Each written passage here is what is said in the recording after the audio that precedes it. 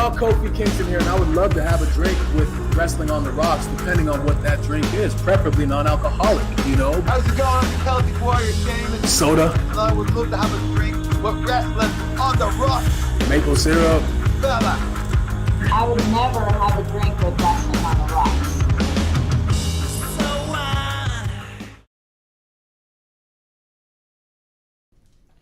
Welcome to the dive bar of the IWC. Welcome to episode 1 of Wrestling on the Rocks. I'm at Ref Marsh. We are at WOTR, the show. This is Thursday Night Chaser. Woo! And with me to chase away the week's worth of wrestling, we got Miss AmandaJayne. Howdy ho, folks. We can't hear you wave, Amanda. Oh, I said howdy ho. Yeah. I'm fully aware. And also we have producer lady.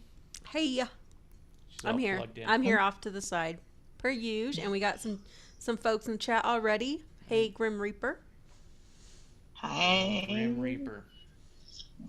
His shirt is on the way. Actually, Amanda, I sent you some stuff too, so that's on awesome. the way as well. So Yay! everyone's getting gifts. I told Grim Reaper, he was asking about the shirt. He's like, "Hey, I won that Royal Rumble thing. When am I getting that shirt?" And I said, "You know, every Royal Rumble win is paid off at WrestleMania, so relax." That's true. Takes months. Takes True. months. So, but cheers, guys. We'll start with a little something simple. We'll do a little bit of what's in your glass. What are you drinking there, man? Well, today I've got water, and then I've got regular Coke, no ice. No ice. Remember? Yeah, no ice. No ice. It's cold, and it's in a cold thingy. Oh, I mean, so good. So is that so because good. you got family near you? She's not allowed to have ice because she has family near her? No. No. That's weird. No, that's just my bevy of choice today. No, Oh, okay. no Sonic. Yeah. Yeah. I didn't hear booze. That's why I was asking. All right. Yeah. No I'm booze. having- No booze. I'm having the Dr. Pepper Zero Sugar Cream Soda, which I've been really liking lately. Really? Yeah, I'm going light I hate on the booze. Dr. I went heavy on the booze yesterday. I'm going to go ahead and just go light on it. So I'm the only drinker here tonight, You need really? one. Huh? It's not Yeah, about what you're but- drinking, it's about who you're drinking with. That's true. And I've got my peanut butter whiskey right here with Nice. a couple of red vine mixed berry licorices. Yeah. So That's what I was gonna Estras. ask. Ooh, I like Yep, that. yeah. Yeah. I'm liking that. Yeah, mixed berry ones. It's the real sugar. It's real. candies. Yeah. So while I'm having zero sugar, she's having pure sugar. Yeah, you know, you got to balance it out, you know, yin yang. Yeah. Yep. Yin yang thing. The only news I can think of is it's like 20 something days till Corey and Carmella are hitched. So super excited for them. Wow. Yeah, they're getting married. Bravo. Getting married. And their latest Bear With Us podcast was intense. It was really good. It was all about communication. So really happy for them. Did It's they really have a breakdown, like, fight on air?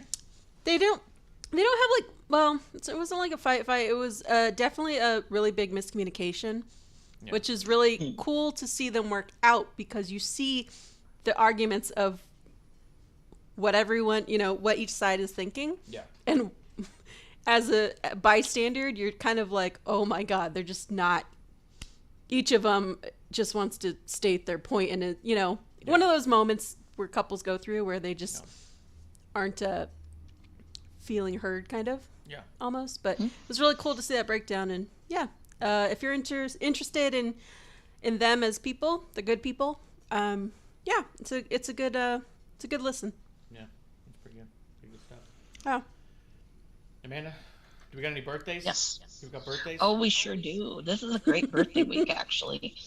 Oh. So, because there's so many good ones, I'm not going to say what dates, so you're just going to have to figure out when their birthday is.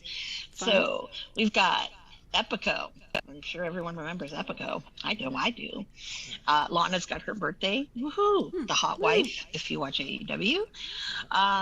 The formerly known as Jack Swagger, Big Jake Hager, he's having a birthday today.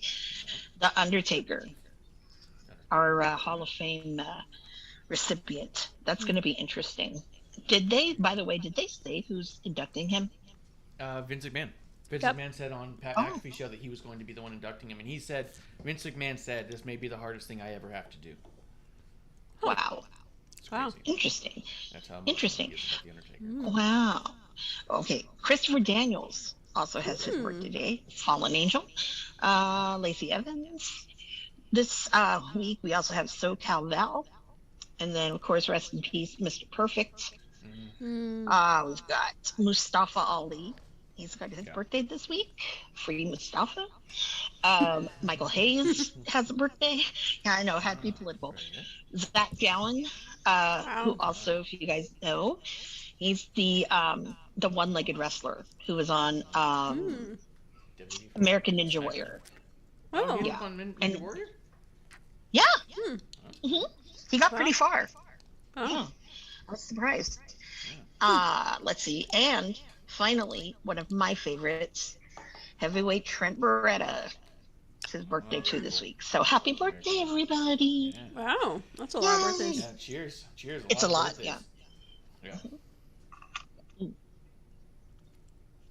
Oh, and also to throw out there, we saw Lacey Evans and Grayson Oh, Waller. I thought you said her. Grayson, yeah, Oh, she Grayson did say. Waller. She said Evans. Oh, she I said said Lacey Lacey. I Evans. forgot Grayson Oh Waller. yeah, Grayson Waller was the one. You know, it's that LA Knight fan in me that's, Yeah, that's a good point. That's a good point. I was thinking about it Yeah. today, and I feel like that Grayson Waller's, you know how they do those little memes where they're like, "Oh, I want Grayson Waller," and then mom says, "We have Grayson Waller at home." You know what I mean? That stuff. I feel like Ricky Starks is Grayson Waller at home. Aw. poor guy. Aw. Can't even put the guy who that's his second hometown. You can't put him on the live show. You have to put him on the other one. I know. Part of me Iconic. wondered if it was because he added WWE and was like, "Yo, come get your NXT peeps." Well, in the promo, we'll talk about it. We'll get there. But in the promo that they cut against each other, Swerve made mention of that tweet. They didn't like put it up, but he's all like tweeting about Oh, other people. Yeah, it was fun. yeah. Actually, a really good job.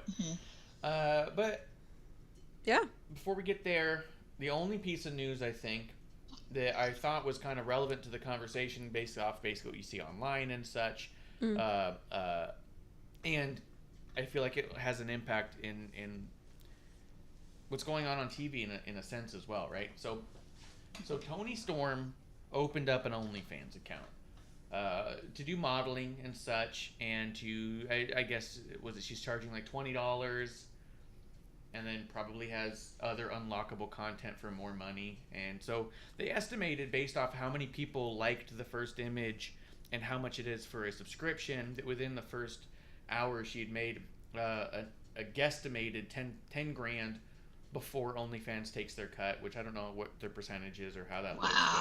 But I can't imagine it's even 50%, right? Like, I don't think there's any platform that takes 50%. So let's say it even was an hour and $5 grand. It's still awesome. And then to think that here we are a few days later, and those numbers have only continued to rise. So it's very successful. Yeah. And a lot of people are really happy for her and talking about their heavy support and the get the bag mentality.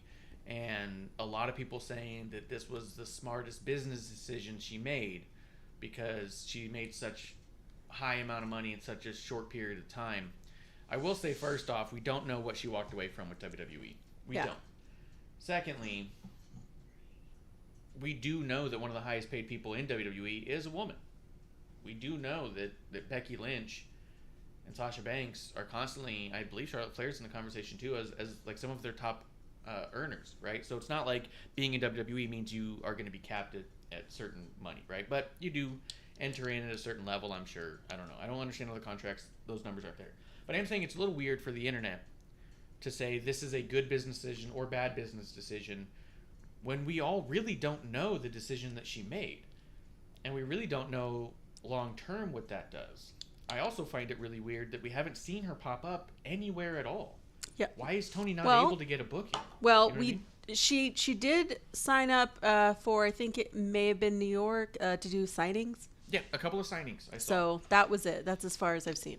But it does make me think, remember when we talked about when she walked out, I said this feels like could potentially be harmful, because if I'm a promoter, what does that look like to me? Plus, also, not only did she walk out and say she flew herself home to New Zealand, but the second she got her release, it was like a day later, she posted pictures of herself in Florida.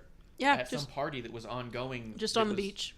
It was on the beach, but she had like a bracelet for a specific show that was happening. So we knew it wasn't like an old picture. Yeah. And so it was all like, so she didn't fly herself back.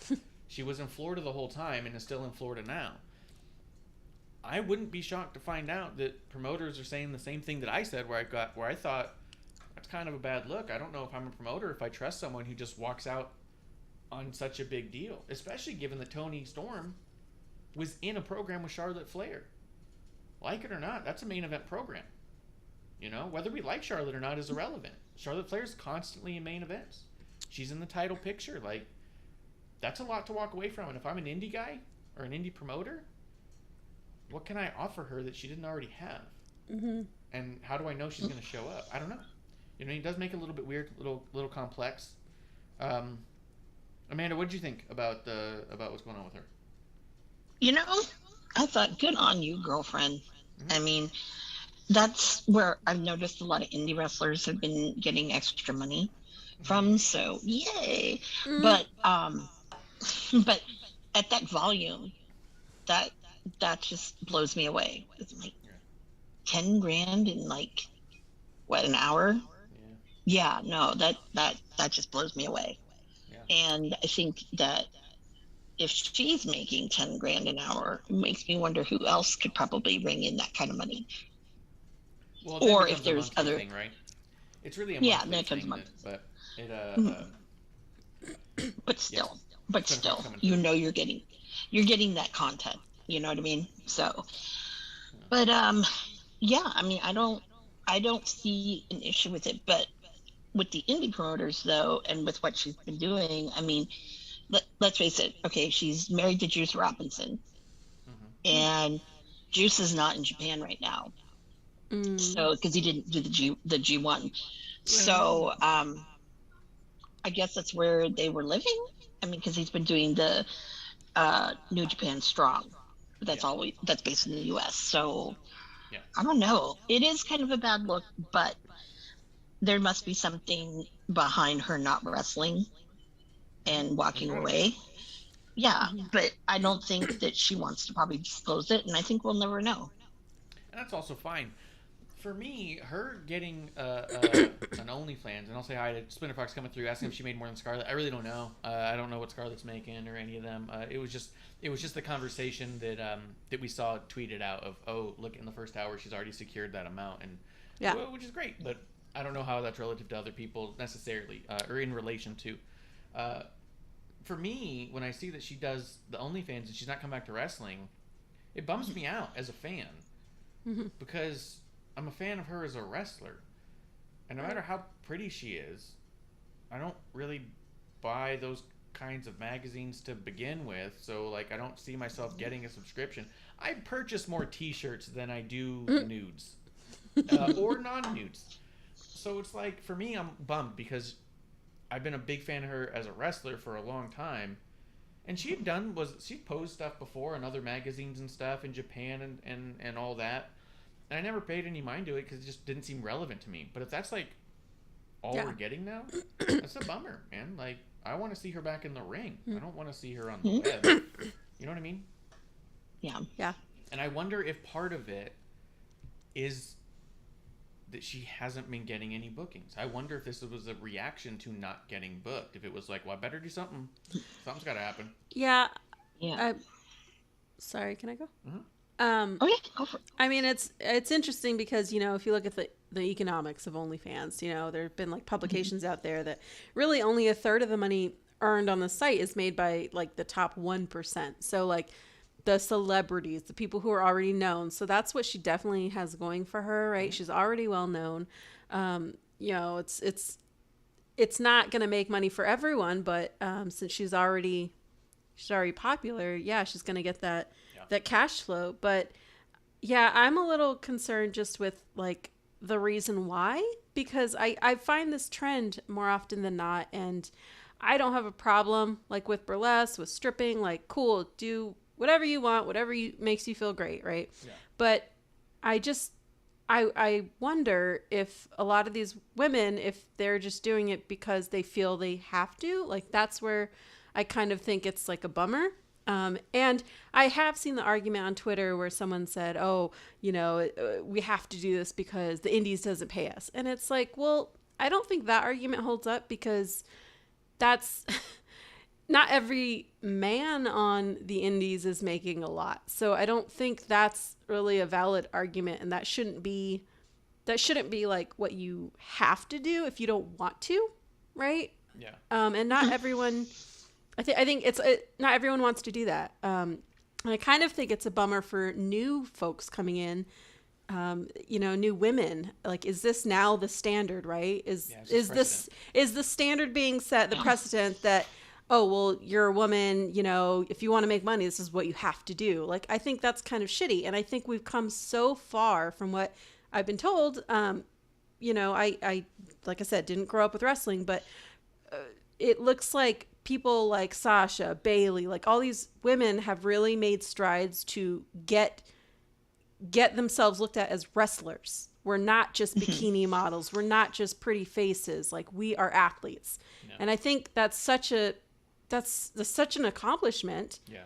And I don't know if OnlyFans is actually going to empower so much as, when you go to indie shows, are you going to get more slut shaming? Are you going to get these storylines with women just being in as, sexual icons or, I don't really know where that's leading us is my only thought.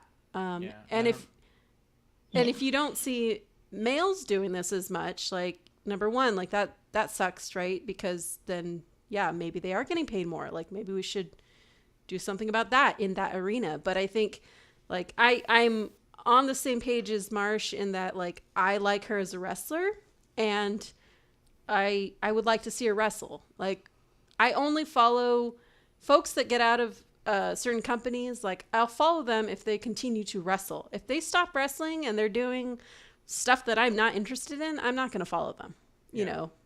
I mean, like, take Sarah Rowe, for example. She's doing great stuff in her business outside of wrestling. She's doing that YouTube channel. She got that workout thing, that nutrition thing. It's all great. And I am so happy she's found another niche and something else she can do. Oh, yeah. But at the end of the day, that product's not for me. I'm not interested in it. So I just kind of stopped paying attention to it. Yeah. You know what I mean? Like, I'm not a hunter, so I'm not going to go follow everything that she does. Yeah. No. Now, Carmella, she makes wine, so I'm definitely following her. Yeah. So I'm all about that. But the Bellas, when they had their wine, we were paying attention to their wine just because we were more interested in wine. If Tony released a wine, I'd be very interested. Because it's the kind of thing I purchase. Yeah, if she was doing acting and started going to movies, I'd be like, hey, let's watch it. Let's check it out. Yeah. I'd support her in those ways. Mm-hmm. But when it's just, look at my boobs, look at my butt, I'm kind of like, I mean, I already knew you're beautiful. You don't need to convince me, And I just hope that I hope it doesn't make her try to be something that she doesn't want to be or she isn't. I hope it's not a decision based off desperation of just not being able to make, if no one bringing her. Because that's the danger. Yeah. That's the danger with a lot of them, that it starts to control them versus otherwise. And it could potentially set the precedent for other ones. Do you think that there's a possibility that some promoters specifically don't pay the women as much because they assume they have an OnlyFans at this point? Do you think that could be... No? Okay. No. Not at all. Not at all. I'm hoping not. Yeah. If you're saying no, then cool. Because I don't talk to the promoters like you do. Well, I know I can use West Coast Pro as an example. They get paid what the boys get paid. And I mean, that's cool. Not because there's like marquee people. I mean, some of them are pretty marquee, We've got, extra Shimmer champ for God, Nicole Savoy has been with Shimmer champ forever. Yeah. And then we've got like Masha Slamovich and all of these people coming in. I mean, hell, we're having Debbie Malenko coming in next month. So it's geez. So I think that there are some who pay the same. I think Defy is one as well. And Prestige Wrestling is another one too. So I think that there are places that do. There are places that don't. And it's just because it's the brother mentality, that people still have. Like, that's what we did in the territories. So let's, Continue. I mean, I just kind of flash back to when we went to Royal Rumble 19, and there was we were at a Sasha and Bailey signing.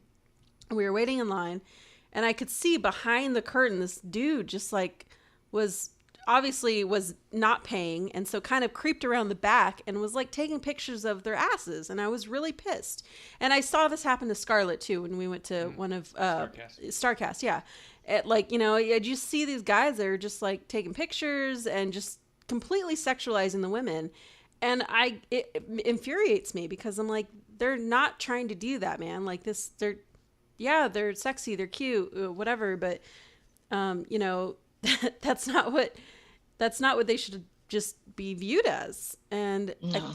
I just wonder where this will take us. And I hope that she's like in a good place all I'm thinking. Yeah. Like, cause if not, especially knowing the history of, having shots leaked, right. And all of the depression that came with that. Like, I hope that she's not going to take a dark turn. I hope this was her plan. I hope that this was like something she had wanted to do and it was a desire. And if that's it, then that's good for her. Right. As far as me as a fan, that's bad for me as a fan because it doesn't give me the product I want. Yes. I'm gonna hit the chat real quick. Splinter Fox is in there. He said Tony was promising. I think I would have a second thoughts to get into my promotion. And is her 90s up yet though? I think the way that she was released, my understanding, the way it was reported, was that there wasn't a non-compete on it because it was a break of contract kind of a deal that they just. But I don't know. I don't remember how it all panned out. But I will say that if she's officially opened an OnlyFans and is doing signings, then it's safe to say that she's not under any non-compete. Let's see. Spinner Fox says, then Joey better get an OnlyFans. I think it's about the grind. He says marking themselves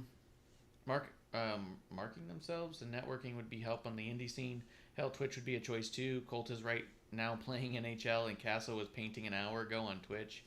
Yeah, just getting visibility on them, getting people to like them, He goes, investing money is the key. Be ready for the worst. If you get the e-money, think about what else you can do out of wrestling to invest. Yeah, 100%. Yeah, Oh, yeah. once you're making that money. Yeah. And then he says, I bet some promoters think that they will underpay the women, but they will make it up at their table of swag they're going to sell. And I remember that at NWA.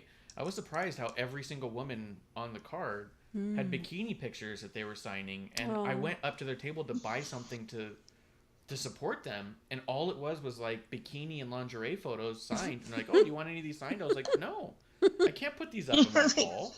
Like, this isn't gonna go up in my house. I was hoping for a cool picture of you in gear with a title, or looking like a badass, or being a fucking wrestler.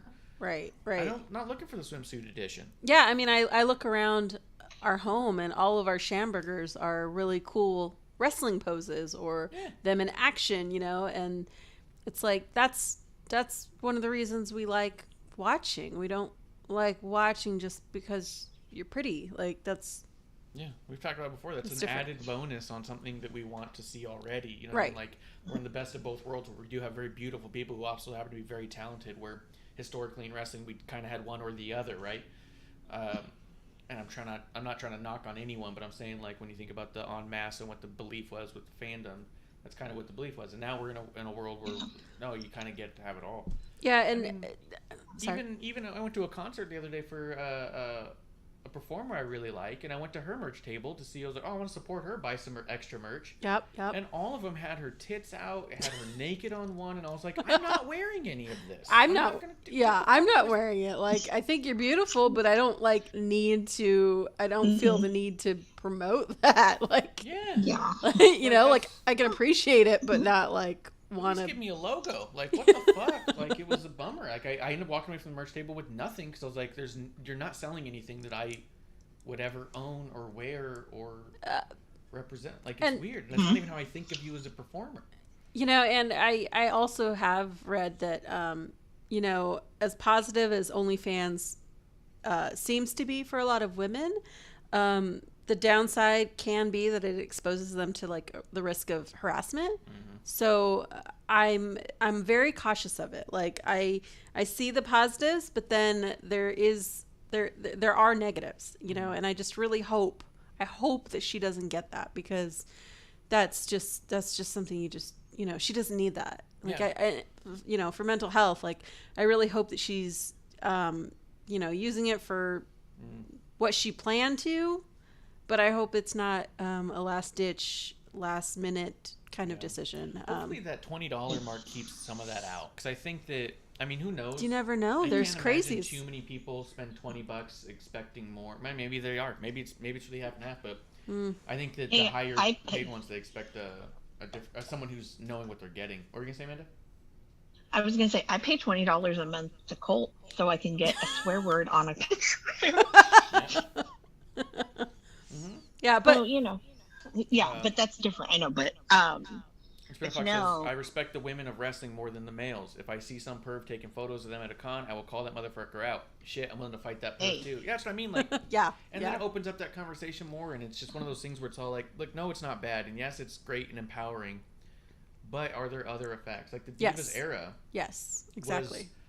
Was hitched on swimsuit issues, lingerie issues, DVDs, pillow fights, Divas Undressed. You know what I mean? Pillow fights, like that. They're paraded that way. And if our argument about Carmella talking to her fiance on air is that we're getting too close to the Divas era, if the conversation online, and this is part of the point, exactly, this is a large conversation online, and it's taking up a chunk of our show, and it's about someone on their OnlyFans. It's not about their wrestling, and that's the bummer of it. Yes. I also don't buy into the whole like, well, if promoters paid more, I wouldn't have to do this. It really comes down to, like I said, you can always make more money. Are you telling me that it's a bad business decision for a young woman to get a job at a grocery store versus stripping, even though she'll be making a fraction of the money? Like, I don't like when people say it's a good business decision, because I feel like that undermines the people who aren't in the position or willing to do that. Right. And I think that it's definitely a personal choice, and it's different than just good versus bad. You know what I mean? Yeah, it's a really complex concept, yeah, I think. yeah. I just don't want to see negative effects. I don't want to see women, slut shamed, or I don't want that to be an excuse for like shitty storylines. Like, well, she's got an OnlyFans, so we can just make her, this whatever character. Yeah, and we're seeing it already. Which will feed into what we plan to talk about tonight. But that's what I'm thinking. Like, and I'm not saying that what she's doing is horrible. I'm kind of we're kind of looking at the overall picture of just wrestling in general, and how OnlyFans is impacting that. Like, yeah, I'm looking at it from a fan perspective of wrestling. How does it impact how women are viewed in storylines? Because we've come such a long way, and like, don't we deserve more? Like, yes, deserve more money, yes. Deserve better stories, yes. Still gonna have dudes talk about like our bodies like that, it just I don't know. I'm kind of thrown up in the air, and I really want to support her. Yeah. But on the flip side, this is what I'm thinking of. So I don't know if maybe we're the only women who are thinking of that, Amanda and I don't know. But... Yeah, no, definitely, because I feel the same way you do. And the one promotion who I thought would be the first one to book her is Warrior Wrestling. Yeah. Just because of the caliber of the talent they've been booking. Yep. And I haven't seen that yet. And they're another one who I'm pretty sure pays the women just as much as the men, because they've got some, pretty good talent. But the problem with, I think, with women on the indies, there's a lot who are not that great, and they rely on their physical attributes to get them forward. And that's the problem. I think one of the problems. And then, but there's a lot of double standards in the industry, obviously, because we're talking about the creepy guy taking pictures of butts and whatever. Hi, I took this picture at NWA. Sorry, yes. So if you're listening to us on podcast, behind Amanda is a picture of Ricky Starks and his very prominent bootay. Yeah, he's got a big old butt. Yeah, and it's when he won the NWA, the television championship, and he was doing this in front of the hard cam, and we're facing the hard cam. So what do I get? Hey, I'm not going to complain about the view. I'm not going to complain. But there is that double standard, because then men will go and say to me, oh, that's creepy, that's gross and disgusting. But on the other hand, they're the ones who are like looking at, oh my God, did you see her boob fell out, or, or, oh my God, why is she wrestling in that? Or, ooh, this is hot, this is not. So that's where, for me, and it's kind of appropriate that I put this picture up, is, why is there that double standard? Because there is, and it comes in other, not even just this topic of conversation, but other forms too, which I know we'll get into. But yeah, absolutely. it's a good butt shot if you're not, if you're not watching. Yeah. But see, watch, I analyze this. I said, yeah, there's a little cheek leak, but he's better off in booty shorts than what he's wearing now. Kuro's coming through. Cheers to Kuro. And Spinner Fox says, I would love to see Warrior Wrestling get a major investor and get a TV deal or YouTube deal. Yeah, Warrior Wrestling's doing fucking great stuff. I mean, the fact that they're the first ones to get Athena versus Thunder. Yes. Kind of like, yes. Ooh, is messing up there. Atlanta Thrasher coming through. Says, I quit watching wrestling 20 years ago because I got tired of all the bra and panty matches. I'm a man, not a creep. I know it's not perfect, and I don't watch WWE, but I love AEW's approach, like Layla Hirsch. I hear you, but I'll see your Layla Hirsch and raise you a Paige Van Zant. They've been using Paige Van Zant's OnlyFans in a very tasteless way on their program for months now. So much so that Jericho said, wouldn't you like to have come into the ring and with 5 men, take on 5 men so you can put on your OnlyFans? Yeah, what the fuck? This week, Dan Lambert said, if you get $9.99 a month, from your folks, you can purchase Paige's fan site and see why Orange Cassidy keeps his hands in his pocket. So he's saying people are masturbating to him, right? You have MJF telling CM Punk that the only thing he's good at is getting into Britt Baker's pants, and no one says otherwise. They all just smile and nod. You have them calling Tay Conti Lucha Horrorist. Yep. Lucha Horace is how he said. Lucha Horace, Like, yep. called her a whore and called her a lucha just because she's Brazilian, because Brazilian and Spanish are the same as Mexican apparently. Oh my God. I'm just saying, it's not all the He's same. a dinosaur, apparently. Well, it's a dinosaur. When I heard that, I'm like, you're a dinosaur? You're a lucha dinosaur who's a whore? Oh, I don't understand this. They called Brandy Rhodes a slut and talked about her having fake boobs. I'm saying, like, the problem is that these are all storylines. These are, whether or not they're getting heel heat or getting the crowd to boo. Right. Because that's the argument. Oh, well, they're just trying to be heels. They're just trying to... Yeah, so... Atlanta Thrasher says, I was half watching that scene. I thought they were making fun of Luchasaurus. No, they were making fun of her for being Spanish, and they got it wrong. Calling her Lucha Horace, it's calling her a whore, first off. Secondly, it's calling her a lucha because she's Spanish, but she's Brazilian, and luchas are Mexican. So it was like so many rounds of like, who the fuck cleared this as an okay thing to say? Because it's also not like, boo Dan Lambert. It's kind of like, Tony Khan's an idiot if he's letting this stuff through. You know what I mean? As a Chicana, I'm like, wait a minute. She's not Mexican. Number 2, not all Mexicans are luchadors. Like, it's just true too. There's so many fucked up things about this. But going back to Atlantic Thrasher, I thought the same thing. I thought they were talking about Luchasaurus.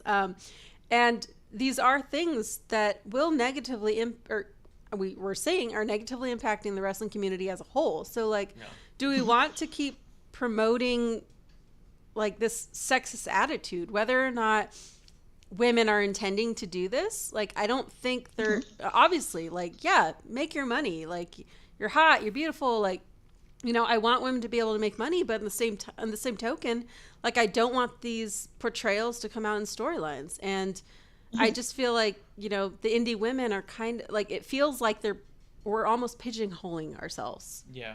I do see a couple comments in here too. Carol says, when does it just become sexist versus storyline? Exactly. Oh, wait, only when it's on WWE. For one, but also for two, my complaint also is that it's not isolated. Like, I just named 4 or 5 characters and stories that are all utilizing the woman as a whore approach. Matter of fact, when they called Brandy Rhodes a slut, and she grabbed a mic to say something, the whole crowd started chanting, shut the fuck up, because they didn't even care for her to stand up for herself. Yeah. Like, I'm just saying that it's already a problem that they need to get under control, because using it in storyline here and there, okay. You also had Ruby Soho show up, and in her first promo against Britt saying, you're in the back sleeping around with guys. Yeah. Yeah. referring to Adam Cole, who's her long-term boyfriend. They might even be engaged at this point. Like, Yeah, exactly. they're using it too often right now already. And it'd be one thing if it was strictly a Paige Van Zandt thing because she's sort of a fish out of water. She's new to the scene. Like, they don't know enough about her so they maybe poke fun. And Dan Lambert says it's a good thing. Well, these guys say it's a bad thing. But this is almost all the women in their stories. This is almost all their women in general. Like, and we can compare that to, let's say, like 2.0, where Mandy Rose is a sexy, hot badass. You know, like, we're just trying to think of how is this changing how people view women? Yeah. Just in general, because we're not saying that all one company is good or bad, right? We have to look at it as the overarching, like, community. Yeah, I didn't like when in that one Mandy scene she falls in the guy's lap and he says, "I have to stay sitting here," and I was like, okay, we don't need to hear a dude say he's got a boner because Mandy Rose fell in his lap. Yeah. You know what I mean? Like, Yeah, I didn't we like don't that need one that. bit either. Yeah, we're getting a little too junior high for me, honestly. Yeah. Just in general. I don't need to see that. I don't care to see that. And maybe it's just they're trying to focus on that young crowd and this is how you do it. But, like, I feel like in 2022, there should be a better way. Yeah. There should be a better way. And Spinner Fox says indie storyline needs to stop as well, and that's true too. Like, even the idea that they're having this makeout contest back and forth was stupid and horrible. I didn't like it one bit. But at the same time, no one was out there on the mic calling them whores either. True. You know what I mean? And so it's like, I didn't like it. I don't need it. It could go away for sure. But my concern for especially someone as good as Toni Storm. Yes. If we see her pop up in AEW, which was the thought, she's out of WWE, at least she'll go to AEW and go to a good spot and maybe make a wave. At this point, when I look at the storylines in AEW with their women, I don't know if I want her over there because the first thing they're going to do is trash her and call her a whore. Yeah. Because of this stupid fucking site. Like, I know. Are they just going to sexualize her and demean her? Is really just what we're thinking. Else. Yep. And it's something that they need to get under control because I know that everyone wanted the Attitude Era back, but I think people who grew up during the Attitude Era and look back on it remember the bad parts too. Yes. And this isn't the same. And I know we're not there yet. I know we're not there yet, but there were things about the AEW show that really struck me back to like 2003 where I was like, oh shit, I remember this type of speech in high school. Like, I remember this kind of like negative, like the negativity, like, and I just don't think the new generation needs this, right? Like, we're just in a whole new world. 2022, Me Too movement, like, come on, we can get more creative than this, guys. Like, Amanda, and you know, to weigh in. I was gonna say the sad part, the whole Me Too movement. Again, there's that double standard of a lot of people are like, oh, well, we need to cancel this person, but yet on the other hand, they're, oh, this person's hot or this person's whatever. Look at her boobs, you know, whatever. So that's where it's kind of like cringeworthy. Yeah, I mean, no, I agree. Like, I think, oh, wow, remember when there was like that hot or not site or you know, like those cringy things that you're just like, oh, well, that was back then. That's not 2022. Like we've come a long way. Yeah, the 90s was wild. Right, exactly. Let me catch up a little bit on go ahead, Amanda. Yeah. I was gonna say with 2.0, that's why I think with Wendy Chu also, another reason why I adore her is because that's something different. She's totally covered up. Almost like head to toe. Yeah, and you brought up a good point too. She's has great. She's got great in shape and she's got great moves, but she doesn't have to rely on her body. And I think that's a very positive statement. And I don't think maybe people realize that that's also that kind of energy she's putting out into the crowd. Because I always think of Bailey. Yeah, same kind of same kind of feeling and stuff. Because you don't necessarily, obviously little kids are going to love it, but at the same time, it's more, I think, a step ahead for women saying you don't need to look like you're a streetwalker or whatever, you don't need to do that, as long as you have, good skills and you build a character that people would take interest in. That I think that's pretty much, what people, when they forget that. So, because, And when the conversation for days comes about because a woman is posing online, it starts to go like, what are we putting out there? I mean, just like as wrestling fans that are even ingesting whatever we can find wrestling related. Yep. When even the wrestling news sites are like, let's talk about Tony Storm and OnlyFans for a while. It's kind of like, shouldn't you almost just let that be a side thing because it's irrelevant to her wrestling at this time? You know what I mean? Yeah. That's all. Like, I mean, I don't know why the fact it became an uproar and there was all this back and forth. I was kind of like, shouldn't it just kind of go unnoticed by us? Because we're just like fans, right? Exactly. Yeah. Spinner Fox does say we all know who is the con man did such a dumbass. Oh, about the Thunder Rosa Athena match that he missed. Let's see. What's up with that? It sounded like he was promoting her OnlyFans. Yeah. Dan Lambert was promoting her page. Spinner Fox says the whole TNT belt comment pissed me off. Yeah. We'll get into that. He said, also Lana Thrash said, to be fair, he started watching wrestling by watching Dark, and they don't do that stuff on Dark, which is true, and I think it's usually a more competitive show as far as the matches go, too, right? Like, you've always liked Dark, I thought. Well, everyone I like who's employed by AEW only really wrestles on Dark and Elevation, so... But I mean... But, I mean, here's another newsworthy thing that happened this week.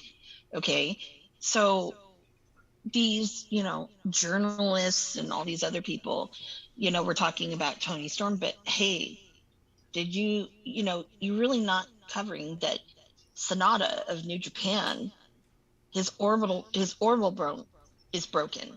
Who did it? Ocean Spray, because he's not a safe wrestler. But I'm personal feelings aside, if you're like the best in the world, or you claim to be, you shouldn't also, not be someone who injures people, because he has injured other people too. But you're not talking about that, or, the G1, because there's lots of things to talk about now, I mean, and especially because we're heading toward Mania and all of that stuff. So I just kind of am, I don't want to say disappointed, but, it's just another reason for me not to not necessarily, but listen to those people or read something.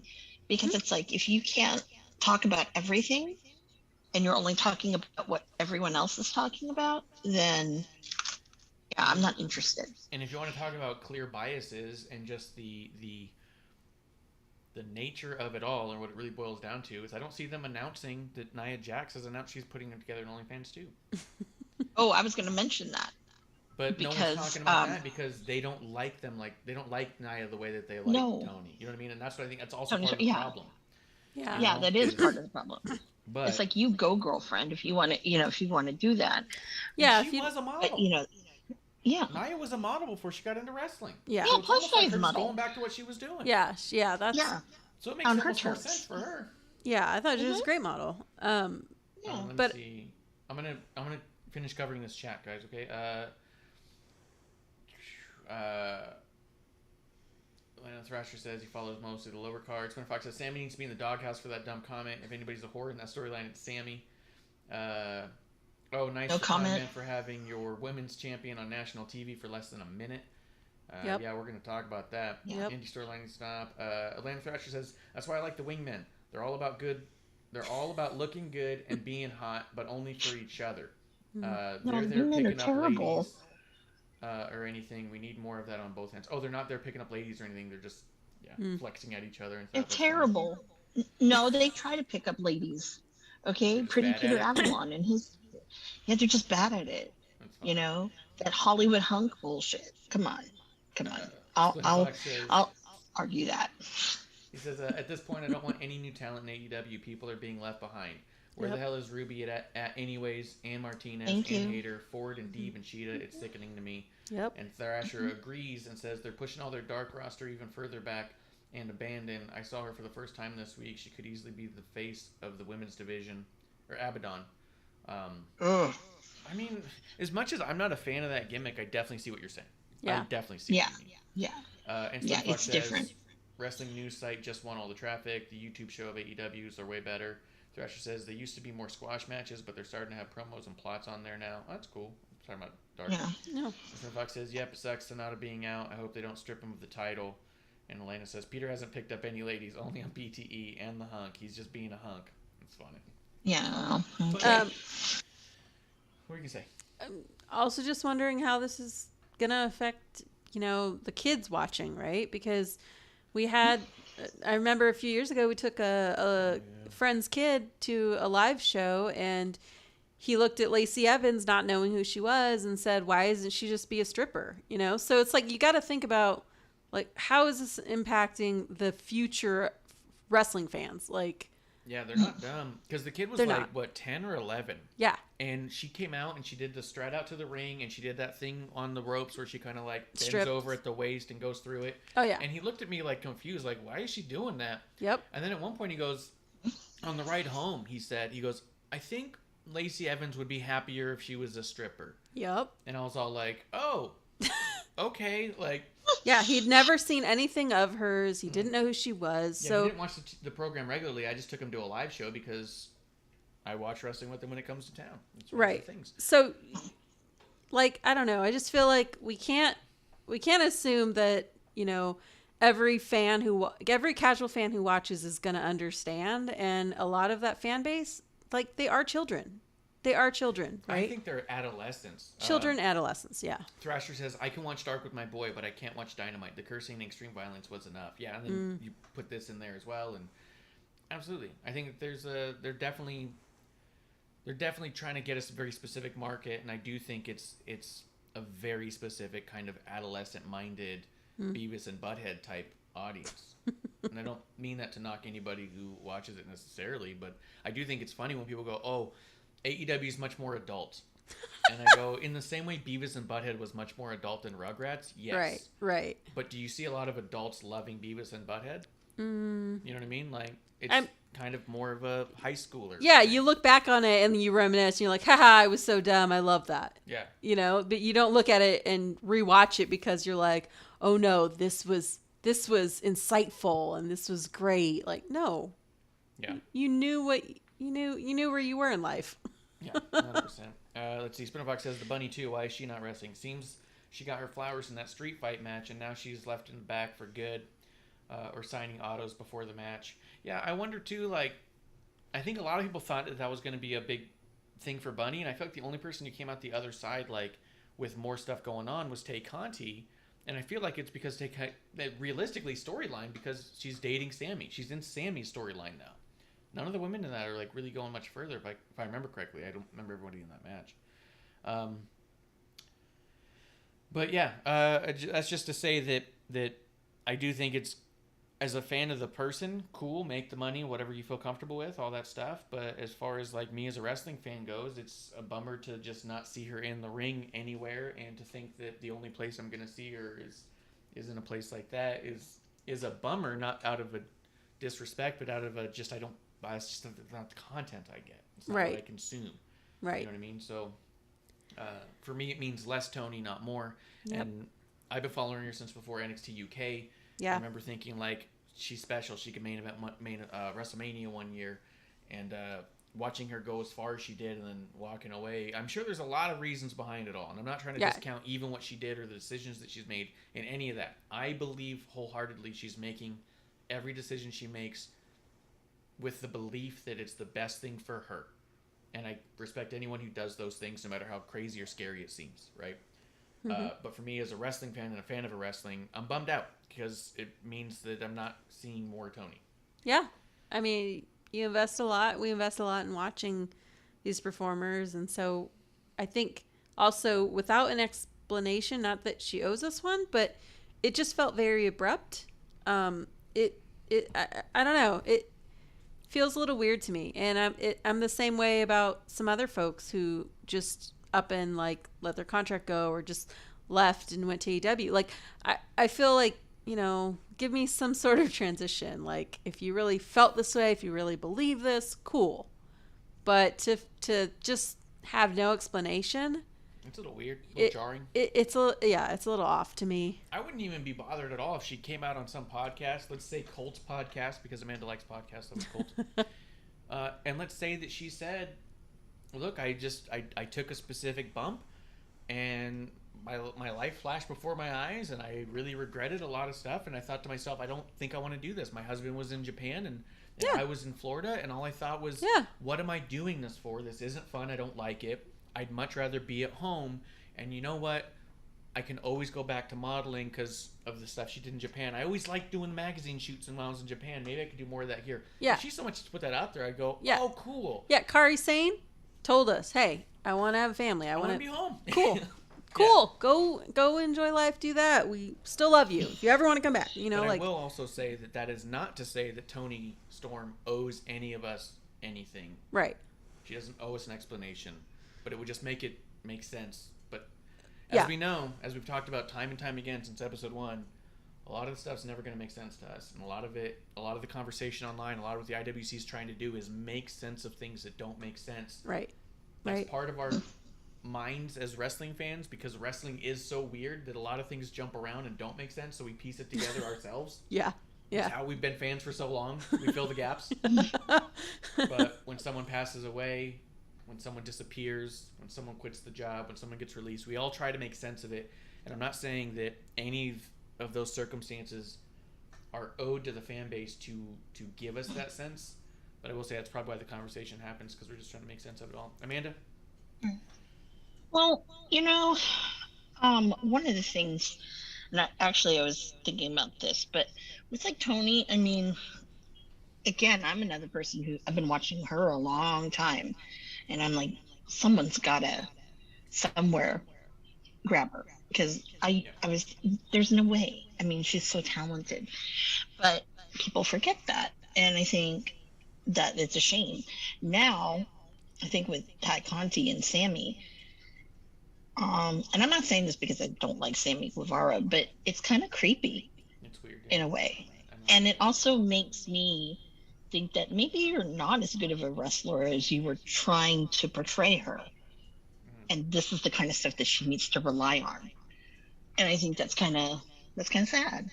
But I don't know. Think about her stuff even on Dark.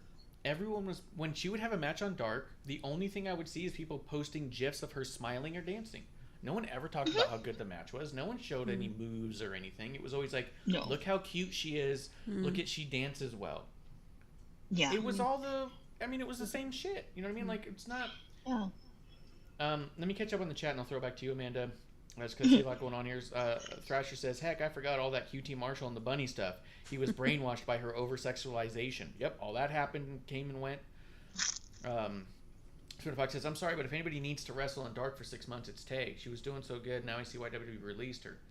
Oh, wow. I'm gonna be honest. I think she is one of the more overrated right now, and I think it's because of her looks. And I think she's someone who has a lot of potential and could do so much more. Yeah. And I don't think she's given the opportunity to do more. And I do think that is it is a shame, because I don't think we're getting a highlighted version of what Tay Conti's capable of. Right. We're putting her out there because of the way that she looks, in a way that strips away what her potential is. You know what I mean? I'm not trying to say that in a way that I'm trying to be fair. You know what I mean? But like, I don't see it either, because also, like I said, when I watch wrestling, it's not for someone's looks. So when I watch Tay Conti, I don't go, "This is amazing." I go, "Oh, I see potential." You know? Yeah. And then Kiro says, I feel the need to point out Kenny Omega mentioned at one point he was the one in charge of helping and promoting AEW's women's division. He left all this backstage stuff when he got hurt as well, and it immediately went bad. Who's doing their women's division now then?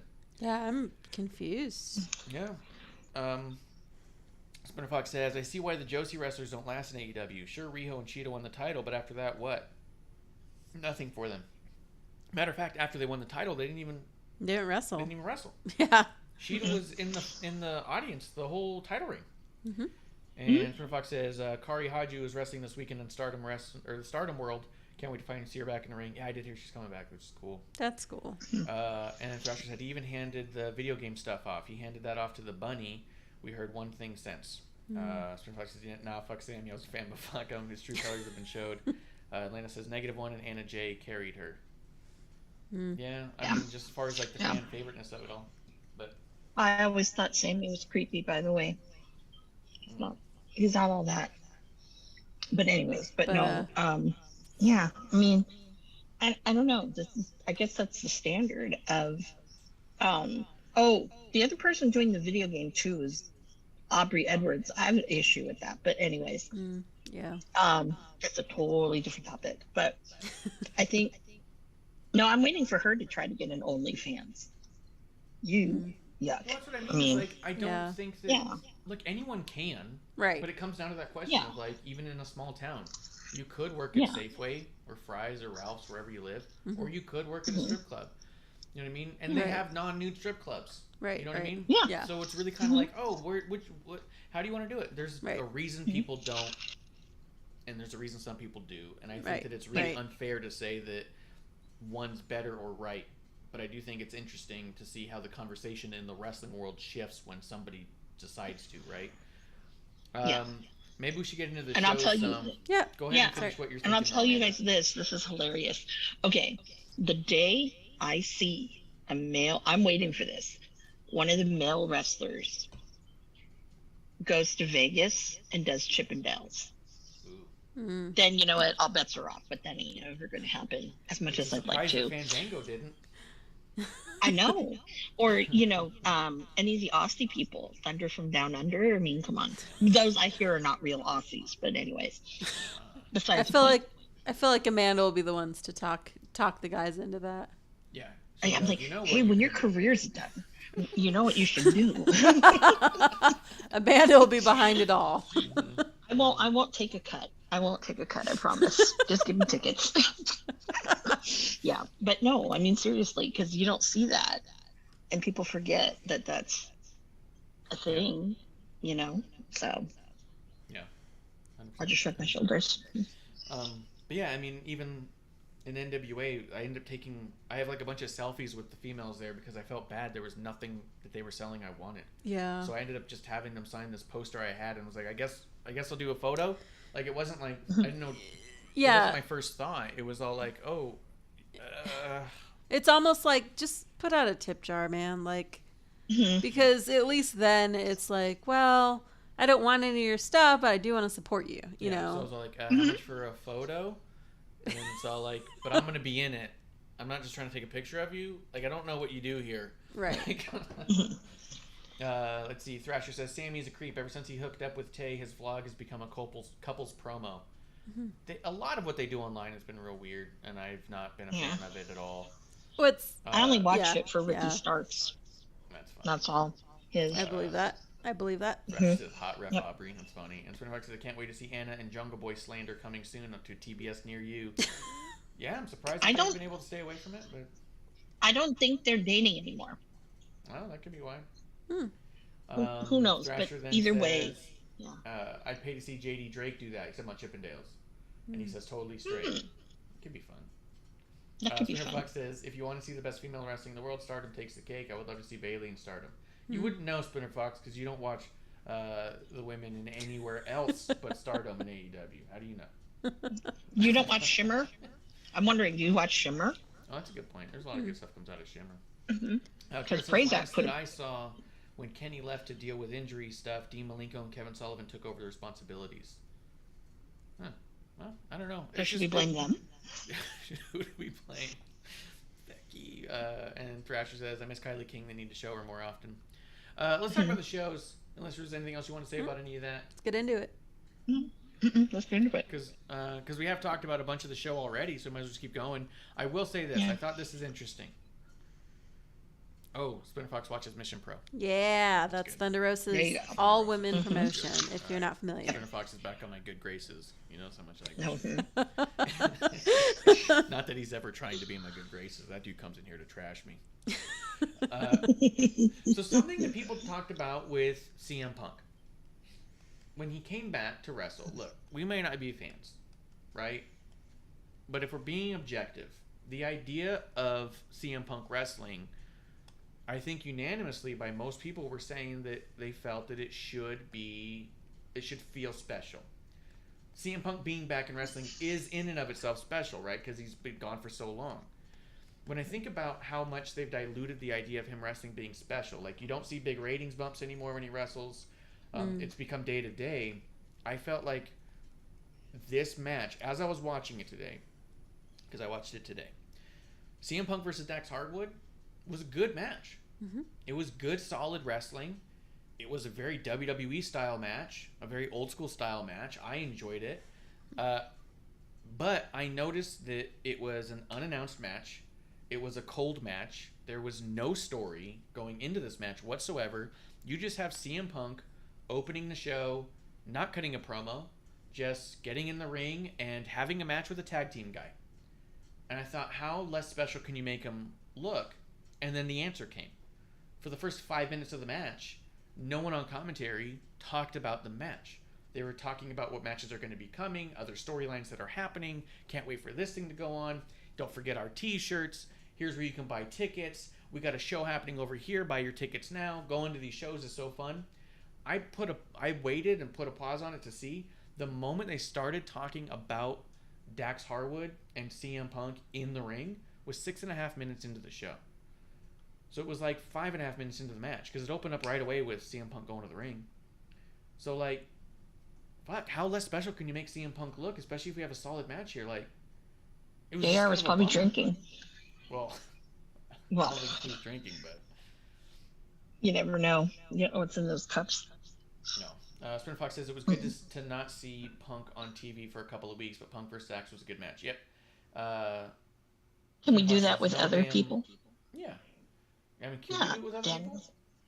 Danielson, Mox.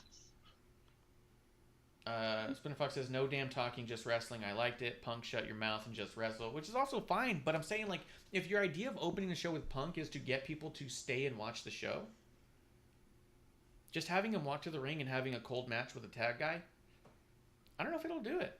Also, I think, like, I know my brother will watch AEW until he gets to the CM Punk part, and then afterwards he'll tune out because CM Punk doesn't come back. This is a perfect example of that. He was out there, he did the match ended, he was out, the story wasn't even about him anymore, and that was it. No more Punk. So my brother was in and out in 20 minutes. You know? Done. Easy peasy. That's why you put him in the middle. Put him in the middle. Put him in the middle, give him a promo. Like, if you're trying to use his presence as a draw, right. I don't see how this did that. Well, I don't think they think of it like that. Like, Marsh is the person that always notices, like, oh, of course you would put the star at the top of the hour. Like, I never realized, like, what time it is. I'm like, oh, wow, this big star. I'm surprised they came out at this time. And Marsh is always, like, right there to point out, of course, it's top of the hour. Like, 8:59. Yeah. Have Stone Cold's music hit. Like, but I, like, you know, as a casual fan, like, I don't think about these things. I'm just like, well, I'm just trying to watch, like, a TV show, like a, you know, like a nothing show. I don't do that. Yeah. And I always think it's crazy. Marsh totally knows, like, oh, they did this because of this. Yeah. Well, I mean, exactly. I was also noticing something else that. So Scott Hall said at one point, I forget. I mean, it's down the line. I remember I heard it because I listened to Conrad's podcast, and he was talking about, like X-Pac said it on an interview recently, that one of the things that Scott Hall taught him was that to grab a hold and hold it, get a headlock, and the reason was not because you need to rest, but it gives commentary a chance to put you over, to talk about you, to give the story some room to breathe. If you're just doing move after move after move without moments in between, commentary is just trying to call the action, and they don't get a chance to tell your story for you. The way that Jim Ross always says, he was the lyrics to the music that the wrestlers were making. That he had the chance to say those things, right? Like, noticing it took 6.5 minutes for the commentary to start to try and put them over, and noticing how much they were able to do during those holds kind of brought that to light a little bit. And then when you see it in other ones, like when you go to the 8-man tag match, they didn't have a chance to put over much of those stories at all because it was just all over the place, 1,000 cuts. They're over here, they're over here, this guy's falling from this. Like, it was a whole lot of, oh God, did you see that? Oh my God, did you see that? And you're just kind of like, fuck. But yeah, it was weird to see CM Punk at this point just come off super not special. He's not super special. He's not, but he should be treated as such. No. Yeah. I don't think absolutely. so. I don't even like him, and I think he should be treated as special. If you're AEW, you treat him as special. No, they should treat everybody the same, equal. No, because then you have no top stars. Yeah, It's I don't know. I wouldn't consider him a top star, but you know, Amanda's all communist here. He wouldn't. Be I am my totally top communist. pick. But I can Even, like, objectively with say Mox. he's the biggest name they have.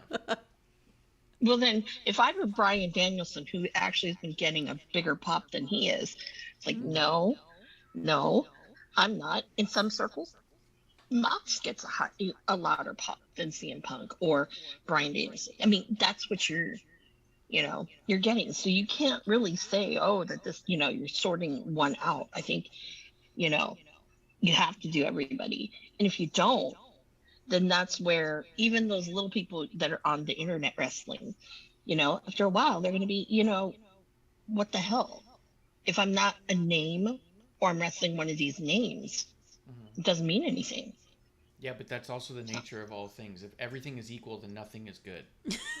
Right? If everyone is a top star, then no one's a top star. You know what I mean? Could, Yeah. But everyone can be a star in a different way. In a different way. I'm trying to be positive. But there's certain Yeah, people I'm who trying to can be positive.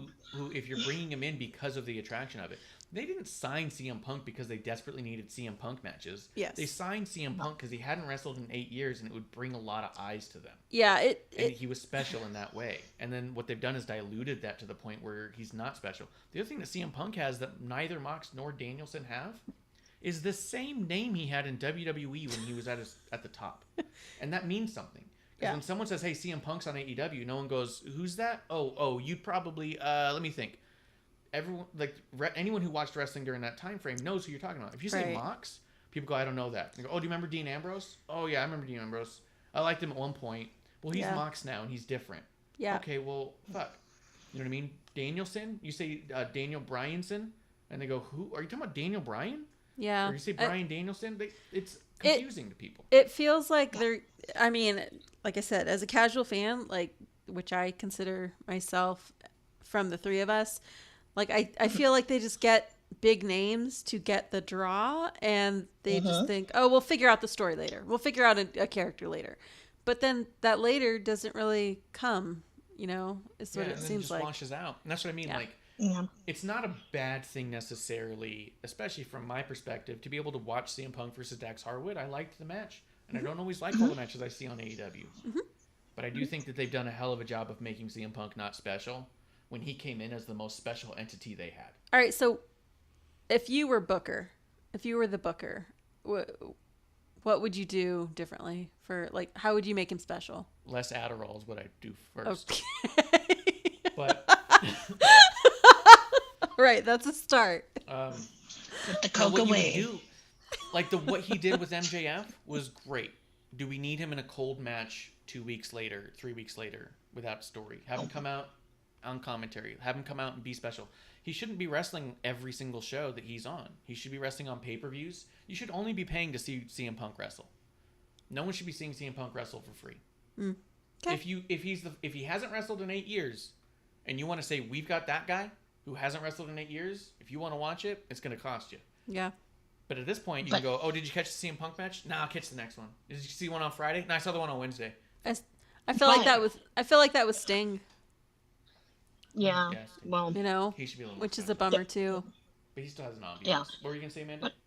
I was gonna say with Punk, it's more of, I think with him, and I wholeheartedly believe this, is not because he hasn't wrestled in 8 years, blah blah blah. I think this was a big fuck you from Tony to Vince. I got him to come back. That's how I see it. I don't see it as, okay, he wants it back. No, it's a money grab, it's a cash grab. And I mean, look at how much, how many shirts he sold. When you look in that audience, the majority of them are all the CM Punk shirts that have been put out. And you see usually it's usually that shirt, and if it's something different, which is rare, you see old Bullet Club stuff. You see, I can't even remember, but all I know is, and every once in a while you see a lot of Orange Cassidy or whatnot, right? And I'm not saying, there's some orange shirts, but yeah, I mean, it's cash grab. But I really do think it was a big, we're trying to be WWE and big, fuck you, bitch. Yeah, I got your boy. Yeah. Well, it's also Rather why than CM it being Punk showed special. up. CM Punk showed up as a fuck you to Vince, not because it was his love of wrestling or anything. Yeah. Let me catch us up on the chat real quick. Grim Reaper did say CM Punk should never be a curtain jerker. I like when Grim Reaper uses insider terms. Curtain jerker means first match of the night. Okay. The old jerk of the curtain. Okay. All right. Yeah. Spinner Fox says, But he I is don't a even listen to jerk. commentary, I phase it out. Dude, last week I completely just turned off the volume. I think I turned up when I saw a promo, but outside of that I turned the volume back down. I couldn't stand Justin Roberts and I couldn't stand Excalibur that whole show. I didn't even realize last week that Regal was on commentary last week. Commentary. Aww. Yeah, I heard him on commentary this week. I watched it with commentary on this week, but last week I didn't even have it on. Hey, you don't want to hear Drunk JR? Drunk JR is the best It's the best part JR of the when show. he has. That's Yeah, the best JR 's part. the best. I mean, Yeah. JR's the yeah, best. I mean, He shit on a few The- things oh. this week that cracked me up. anytime he does, I'm on the floor. Oh, yeah. Let's see. Thrasher says, on March 18th, Jay Cargill threatened to steal Anna Jay away from Jungle Boy on Twitter. Oh. Okay. Well, I mean, it's a move. Okay. Spinner Fox says, oh, man. Oh, he's saying that in regards to whether or not they're still dating. Oh, okay. And maybe they're not dating because now she's dating Jay Cargill. Sure. Spinner Fox says, oh, man, if Punk wins this Owen Hart tournament, I'm going to be fucking pissed. If they announce the winner of the tournament gets a title shot, it's going to be Punk winning it. Oh, dude, that would be fucking brutal. If Punk won the Owen Hart tournament, oh, Don't put that in the I bet he universe, will. people. Yeah, because he was going back and forth with FTR, right? Saying, "Oh, I love Bret Hart. Oh, I love him more." Yeah. So it's just. And then he was getting all like fake choked up during the interview. Bret Hart is so good. I wish he could have what I have. Yeah. Well, give him a couple mil. How about that? How about you give him all your checks and me, Debbie? Kira says CM Punk character gets remembered for being controversial, and he can't pull that off if he likes where he's working. For one, yeah. Kiro says Marsh had that thought when he arrived. Yeah, I was like, we already have a problem here because the whole point of everyone liking CM Punk was that he hated where he worked, and now he's all like, literally a company man wearing AEW logos on his fucking socks and underwear. What do you got to Okay. I said this on episode 1 many times. Yep. The way to make him a villain and make him you look that edgy, do the Cole Cabana thing. That's the only thing right now. You have to That could've- explain what that the could've Colt. done it. What's the Colt Cabana? The Cole thing? Cabana thing. Okay, so for those who do not know, That's me. when CM Punk was with WWE and all of that, he did his exit. The minute that his non-compete or whatever, he couldn't say anything, was done, there was the Art of Wrestling podcast that Colt did with Punk, and it was 2 hours long. And some things were said about employees of WWE, meaning training staff and whatnot. One decided to sue them. Oh. So, long story short, during this trial, Punk had said to Cabana, I got you. I'll take care of it all financially. So that didn't happen because all of a sudden Cabana got a call from the lawyer and was like, oh yeah, from now, Mr. Brooks is not paying your bill. And there's some money that you owe us. And I was like, what the hell? You know, so that basically kind of destroyed their friendship. Colt got his own lawyer, and when everything was all said and done, they won their case.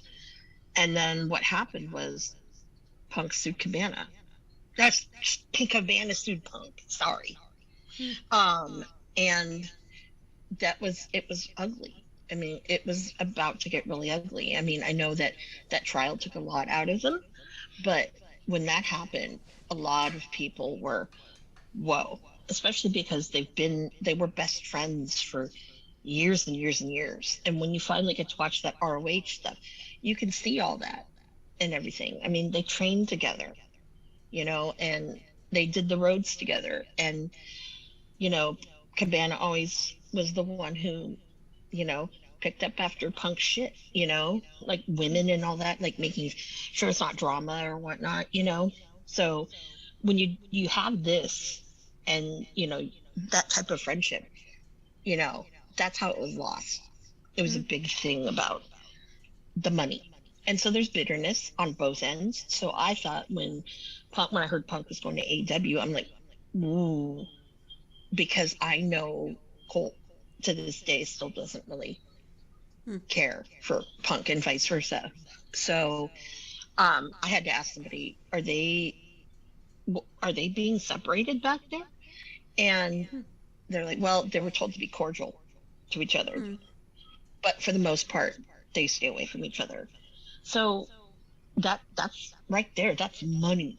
That's, oh my God, this guy can, because he can go out there, Punk and shred Cabana. I mean, people would love to see that. I mean, I'd love to see that too. But, I mean, that's what he should do. Okay. Yeah, but, Thrasher says Peter Avalon's hair is better than CM Punk's anything, which is fine by me. You know what? Fox, Hold on. Question. Have you seen PP Ray? That is the best part. That's the best Peter Avalon there is. PP Ray. Go ahead and look for them online. and I will never look it up. It's great, though. I have not liked a single second of Peter Avalon in any facet. Okay. Spinner Fox says, I would take the fucking mic away from Punk. I don't need him to talk for 30 minutes, for sure. Also, I would think that Punk needs to be restricted. There's too many guys there who are just told, just go out there and just do whatever you want, man. And I think that you can see the promos get away from them a lot. The creative freedom, man. Yeah. Creative I freedom. think they need to be a lot more tight on time for some of those guys. Spinner Fox says, Punk Sting pay-per-view only, please. Yep. Spinner Fox says, Thunder Rosa on pay-per-view now, too, just to keep her healthy. Damn, she wrestle balls to the wall every match in the Young Bucks, too. I know. I mean, you can't have a whole fucking company of just pay-per-view only guys. Like, you're naming, like, all their guys. Thrasher says, seeing CM Punk on pay-per-view only is a very Jim Cornette mentality. You also have to sell commercial spots. You'll never get people to watch TV if every match is predictable. You need that potential for title changes and superstars. I would argue that every match they have is still predictable, regardless of pay-per-view or otherwise. Yeah. And also, I'm not saying keep Punk only on pay-per-view. Keep his matches on pay-per-view. Like, you let him do whatever. Promo. He's gonna, like, his promos. Yeah. Let him even do run-ins. Let him get physical with people. You know what I mean? Let him, like, in a fight somewhere in the back or jump someone in the ring. Like, all that's fine. But, like, a bell-to-bell, I would say pay-per-view would be the way you keep it special. I mean, either way, it's just done for. It's not the case anymore. Yeah, as a casual fan, I'm sitting here watching, and Marsh is like calling the entire match before it's even really going. He's like, "Oh, they're gonna do this and this and this." I'm like, "Really?" Yeah. That's what happens, and I'm like, "Okay, well, that's a shame when it's every match." Yeah, one of my group chats, they get annoyed me because at the beginning of the match, I'll be like, so this person's obviously winning, right? And there's like, this is how the finishes kind of sort of play out. Yeah. And like 9 times out of 10. And you were right. Pretty right. Yeah, Marsh is usually, he's usually spot on because... The first 2 years of AEW, I think it took 2 years for me to get a match, like not finished, but like the winner. It took me like 2 years to get one wrong on AEW. Like, and I wasn't even watching after the first year. The second year, I was just hearing the card and I was guessing. And I was like, I would bet this because they're doing this. Yeah, it's crazy. I have to ask you then about Friday Starks and Swerve. Yeah. I think it's a funny one because I think that I don't think anyone looks good going into it. Spinner Fox says, Amanda, please stop. I love Colt, but that's not going to happen. I just hope Colt is still with AEW. I didn't see him like he traveled to Texas. It's gonna happen. It's gonna happen. Thrasher says PP Ray, and then Thrasher says Colt is still with AEW. He and Alan Angels wrestled the Butcher and the Blade on Dark recently. Oh, okay. Spin Fox says I can't stand Alan Angels. That is a Sammy Boy and Fuck Fuego too. Okay. Thrasher says also on Dark, Colt 5 and Uno wrestled the Bucks in color. Go ahead. But the best Dark Order member besides Colt, but I really don't consider him a Dark Order member, but even though he is, I say is Johnny Hungy. I'm sorry, he steals the show. Hands down. Like I love him. He's hilarious. Let's see. After CM Punk, we did have that 8-man. The Hardy, Sting, and Darby against Private Party, Butcher, and Blade. I don't know. What did you think of this? It was just messy, I thought, but that's just me. I felt like it was too much going on. You know? I don't know. I don't like to watch shit like that because when it's messy, it's like, why bother? It was super contrived and stuff, so yeah, I wasn't super into it. Let's see. Danielson and Moxley against Varsity Blondes. I was kind of half watching this one. It wasn't bad. I like William Regal. I like. Mhm. I thought this was one too where the Moxley promo afterwards went way too long. He was Mhm. starting to repeat himself and then try to circle back on things that he'd forgotten what he wanted to say, and it was clearly just kind of off the rails. And he could have said everything in half the time, and it was starting to get to a point where it started to get a little silly to me. Well, I like Marsh and MsAmandaJayne. I think they're probably one of the better tag teams they have, and so it was great to see them on the big show. So, but I mean, we all knew that they're not going to win, and it's a shame. But what was kind of nice was just to see them on Dynamite. And yeah, we knew they were jobbing to them, but still, that's not the point. Yeah. It's like you're getting more exposure to those guys, and it was kind of nice. I also don't know And why for you those have people, yeah. you have a Danielson and a Regal in there, and you give the mic to Moxley. Okay, and just tell him to go endlessly. Like, it was a little weird. Yeah. Swin Fox says too many gimmick matches every week. I'm tired of it. And Darby might have really hurt his knee on the steps. I think he might hurt his ankle. Is what it looked like to me. It looked like he hurt his ankle real bad because when he was getting back in the ring, he was having a really hard time putting weight on the ankle more so than the knee. It looked like to me, but yeah, I think he might hurt. I don't think he's injured himself majorly like that at all in his career, his short career. Yeah, I could be wrong. Thrasher says can't do Mox promos. Got to mute him. Splinter Fox says I was really hoping that Julia would. Oh wait, also Thrasher said me, my boy, love John Silvers. I want to see him and Layla Hirsch as a tag team. Splinter Fox says really hoping that Julia would have got up and walked into the ring and joined Mox and Brian. Blackpool Combat Club. I want a shirt of that. Dying to see what they're eventually going to do with Julia Hart. I was really curious what they're going to do with Julia Hart, and at this point I'm over it. I just wanted it to happen because it's like just there's a difference between long-term storytelling and telling a story over a long period of time. And then you drop it. Well, because you drop it, you pick it up, you just stretch it out, you do the same thing repeatedly. That's not progression of story over a long period of time. It's a stalling of story over a long period of time, and that's different than long-term storytelling. That's more of just taking a long time to tell the story. Does that make sense? What I'm saying? Yeah. But then it's like, how is her eye still patched up when Penta? He's fine. Penta's fine. Pac is fine. Mm-hmm. Yeah. Kiro says, how to win an AEW betting pool is one of the competitors, a former top ex-WWE talent, bet on that.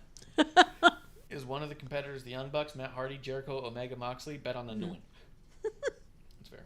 Yep. Splinter Fox says, they keep taking it forever and it's pissing me off. Yeah, I just want it to be kind of a thing. So, but it was fine. The match was fine. He says if people want a badge of honor from the Blackpool Combat Club. That's right. That's what they're calling it. It could be cool. If they do a cool logo, that'd be nice. Anything else you want to say about that? You want to talk about MJF for a second? Yeah. What do you think of MJF's promo here? Almost the same. Or is that just me? Yeah, I kind of felt that way. Actually, I'm kind of like scrolling through here, and I didn't give a shit about the Adam Cole stuff. Like, I'm trying to see if there's anything else here that I was really into. Oh, Adam Cole. I just have a comment about Adam Cole. Go ahead. Okay. I really truly wonder if a lot of these fans like him, or in his entrance music, they just like doing the boom and the Adam Cole baby. Yeah. That's what I feel like. Because if you really did like him, then he would have had a larger pop. But I don't know. What do I know? Yeah. Let's see. Thrasher says AEW has a bad habit of dragging out their stories, like MJF and Jericho's 3 matches, not counting the gauntlet he had to run. They did the exact same thing with MJF and Punk. Yep. Splinter Fox says Julia is probably wrestling in the ring. She hasn't been. She was doing good too. Kira says because there's no writers, that's why they're dragging. And Thrasher says that Julie was on Dark recently. Splinter Fox says Yuta versus Trent, though, the backstage segment. What'd you think of that segment? Oh, I've been waiting for this. I was hoping it would happen because when Trent came back from the injury, you could already see like, what the hell, you're replacing me, okay? But I'm glad it finally happened.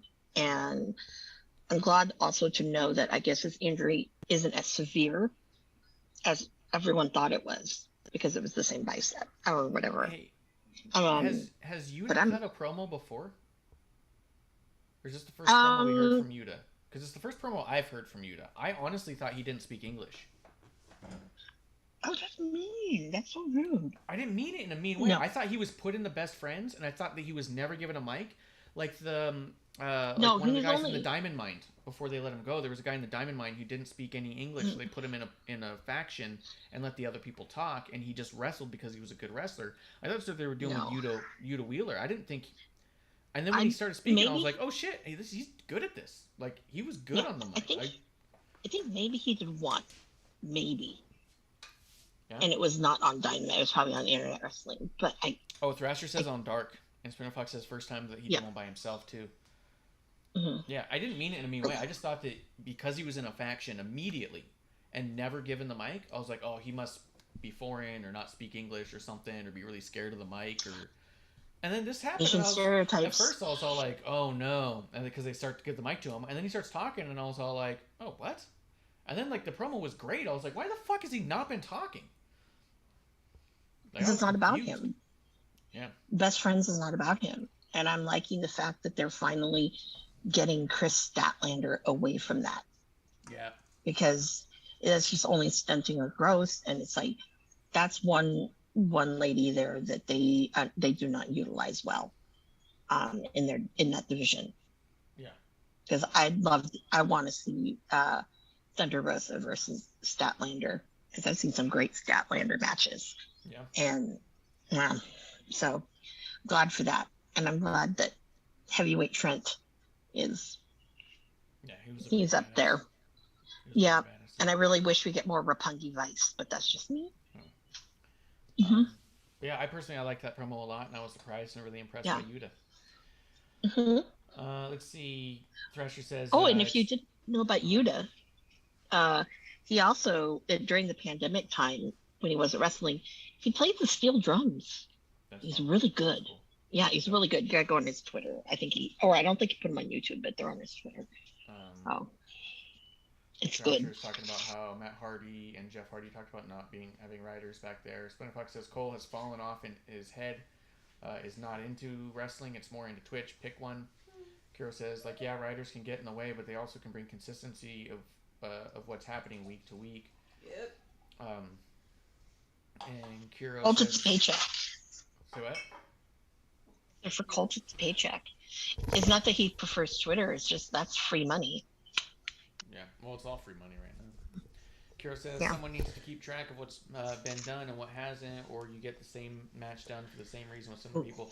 You also get the same match happening multiple times in the same night. Right. Which happens a lot over there. A lot of people do a lot of the same stuff, and by the time that it gets to the main event, you're just like, I saw this match already. Kiro says, let's see who does face, Dark, first time self.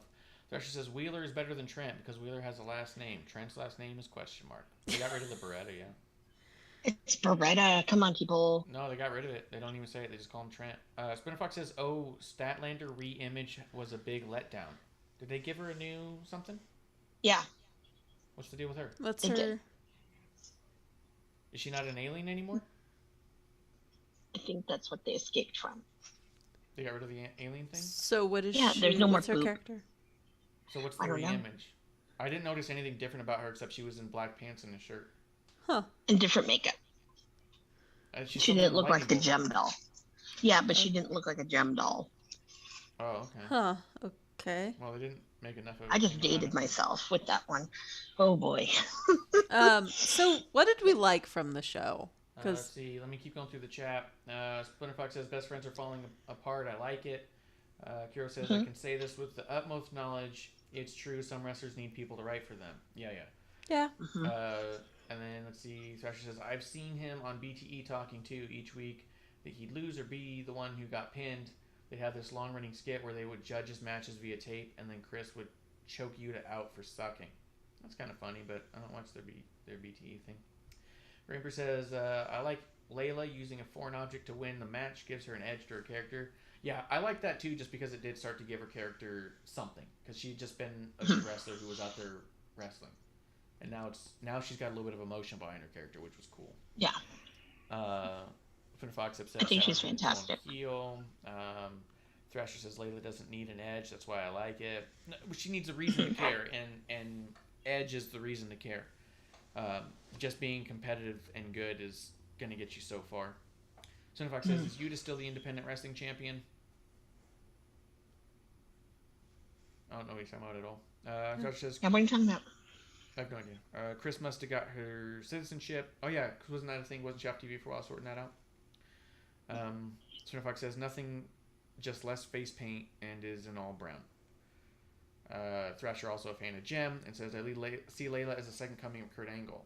Kurt Angle had a shitload of edge and a ton of character. So Layla's got to get there. And she will. They just need to do it. Yeah. Yeah. And that's what I mean. Using the foreign object is, I think, the first step in her being more than just a good wrestler. I mean, also, Kurt Angle didn't come out and put on good wrestling matches week after week without any kind of story or emotion. They started with vignettes where he was shitting on wrestling, and there's a lot of emotion behind him immediately. That's where the three I's came from. Intensity, integrity, and intelligence. That was established before he ever stepped foot in the ring. So I hear you, but Layla needs that edge. The Thunder Rosa thing. Yeah, we got to get into that. Yeah, we got to talk about that. That was So she comes out, and Tony Schiavone says like two things to her. And then Vicky Guerrero comes out screaming, "Excuse me," obnoxiously, as she does, you know. Right. And then she questions Rosa's citizenship, says that she has a fake green card, says she shouldn't call herself from being from Texas. Thunder Rosa's given a mic for just a second, just enough to stutter over her own words, and then get bum rushed in the from behind. And I felt like, what a shitty fucking way to do this. Because for one, do we need Nyla Rose to only show up when she's ready to lose to the new champion? Like, Nyla Rose should be more important than the first jobber of every champion, first and foremost. Secondly, does Vicky Guerrero, of all people, need to come out and make racist comments towards Thunder Rosa to pursue an angle here? And do we not need to let the champion have an opportunity to defend themselves in any way? Like, I don't know. I didn't like any of it. I didn't feel like a Native American, a transgender Native American, needed a Mexican manager to say racist shit to a Mexican to get an edge of a storyline. Yeah, You know what I mean? I felt like it was like, why does the green card have to come up in this conversation? Yeah, that right there just completely felt like early 2000s to me. Like, I felt like, oh wow, am I back in high school where people would, really shame folks for green cards? Like, because that was a thing. If you didn't grow up in, like, I don't know, 90s and 2000s, maybe you don't know. But, like, that was a real thing. So if you grew up in that time, I had friends whose family didn't have papers and stuff. Like, that's a real thing, in SoCal and the Southwest here. Like, out here too, yeah. Yeah, and so it's not like a funny thing. And as a Chicana, like, it was just really kind of embarrassing, honestly. Like, it was kind of just like, man, you guys are both women. You're both you both have so much to give, to offer, to, like, promote women. And I'm assuming this wasn't their idea, right? Like, that's my assumption.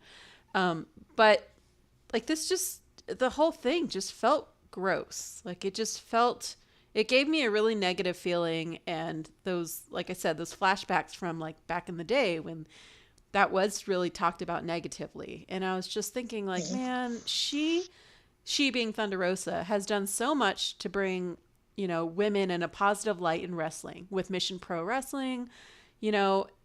She's come so far, so fast. And to be saddled with this garbage was just really like, damn, I don't know why she even has the belt. If this is what you're going to do to her, like, damn, like, take the belt off and let her just be a badass again, because this was garbage. She got shit on and then punked out. It was just, it was really embarrassing. And it just made me think also, like, number one, is this how you see all Mexicans? Is this how you see all women? Like, just, Well, in the same show that they called Tay Conti a Lucha Horus, yes, they see them as their race or their gender. Is this how you see all people with accents? Like, there's just so much to unpack from this that if you aren't seeing these hints of like all this negative shit, I think you're really blinded by the company. Yeah. Because even, let's say, I don't know, any other company did this, it would automatically get shit on, right? But for some reason, this is like, okay? I mean, come on. Like, we should be able to easily point this shit out and say, this is not needed in 2022 when there's a Me Too movement, when we've just come so far, right? Like, come on. It's also horrible timing because that same day there was articles that were floating around with the headline being that Thunder Rosa was talking about how she didn't like Brock Lesnar because she thought he disrespected her culture when he was in that program with Eddie Guerrero because he came out with the mariachi thing, which, by the way, was a story that was like put together by Brock and Eddie, and by the way, was a heel getting shitty heat 20 years ago, 15 years ago probably. Right. And so for that to happen, and then for her first thing that we see on TV after that comes out. Now, I'll also give you this, is that there was more context to the interview, but those were the headlines. Those are all the headlines, yeah. The headlines were saying that. There is context to the interview, and you should really look it up and get the full story. But for context of the conversation, that's the headline. That's what everyone's seeing in their feed. Then the first thing we see with Thunder Rosa is someone questioning her legitimacy as an American and questioning her green card. Like, it was also shitty timing in that regard, too. Yeah. Yep. What did you think, Amanda? Well, it's very interesting that I was shocked they went that angle with the green card and all of that. I don't know. Or maybe is that their homage to Eddie and Brock Lesnar? Who knows? Probably not, no. But Just again, as someone who like the stereotypes, and I'm totally against that. Hi JR, do you still use Oriental? I mean, I was kind of blown away by it. Like it made me angry, actually. I was pissed. I was like, is that what you guys need to do for heat of some sort? Because let's face it, when you watch AEW in that front row, 9 times out of 10, it's going to be like 90% white people. No offense to the white people out there. Hats off to you. But you see maybe less than 5% of that audience in the front row is women, but they're usually there because their old man dragged them there, So, I mean, I'm very pro, hey, there's obviously some disconnect because, I don't know how these people get these tickets. I mean, I know how one of them who's been showing up gets his, Brock Lesnar guy. Mm-hmm. Stick to your own backyard. Okay, please. Let someone else do their thing. And I mean, I'm not saying like I'm bitter because I didn't get front row at when they're in California. No, I don't even have a ticket for the Forum. And I have one for Toyota Center. But it's not that great, I can't see. So, I just feel like there is almost that direction of, people are going to find that funny. Not the people who are people of color, but other people are going to pop for that. And they think, oh, but it was just wrong. It shouldn't be happening, that kind of stuff. And especially because you're in a state that probably, I'd say at least 50% of the state has some kind of, Mexican heritage or something in their bloodline, at least 50%. And that's just shocking to me. And especially because Austin is such a liberal city too, that you're doing all of this. So I don't know. It just made me mad. Shit. Yeah. Mm-hmm. It's schoolyard shit because it's also not clever, and it's like, that's the only way you can go about it? You know what I mean? Like, there was a lot more to Eddie and Brock's storyline than that one segment. You know what I mean? It took a lot to get to that segment, and there was a lot that happened after that segment. But if that was going to be the focus of what people saw about it later on, or what they want to talk about it later on, this is the entirety of the story in this case, and it's just really poorly done. I'm gonna hit the chat. And if I'm not, some. I was going to ask you guys a question, and in the chat, you can, if you feel like you can answer my question. Did it feel like Thunder Rosa got the biggest pop of the night when she came out? I felt she did. I wasn't really paying attention, but I wouldn't be surprised. She did the last week for sure. Of course. I just feel like that audience just screams for any music. They give big pops to the fucking heels too, because they just go, "Oh, it's this person I wanted to see." Like, yeah. So that's it's hard. It's But hard they to weren't- gauge. I think sometimes They weren't as loud for Judas. It was more, I think that the Adam Cole, the boom, and the Bebe, or whatever he does. I don't know. But yeah, I think that was more than whatever. And honestly, I'd probably rather the boom and the Bebe than a whole song. Yeah. what's going on in the chat. Stroking someone's. Yeah, what's going on? Spinner Fox was going on about the TNT Championship stuff. That pissed him off. He goes, "How are you going to honor Brody Lee with the TNT Championship and have them shit all over it?" with Sammy's comment. Yeah, we kind of talked about that a bit earlier. Thrasher says he misses Miro. Free money, dude. Miro's getting that free money. Yep. Thrasher says Nyla has a voice. Her promos are just an excuse to give Vicky something to do, kind of like them giving airtime to Jake Roberts. Lance Archer doesn't need a mouthpiece, and neither does Nyla. I think I agree. With as much as we don't hear them, I don't think that I've complained when I have heard them. You know what I mean? Like not much. It's always kind of go like, okay, well, but yeah, I don't.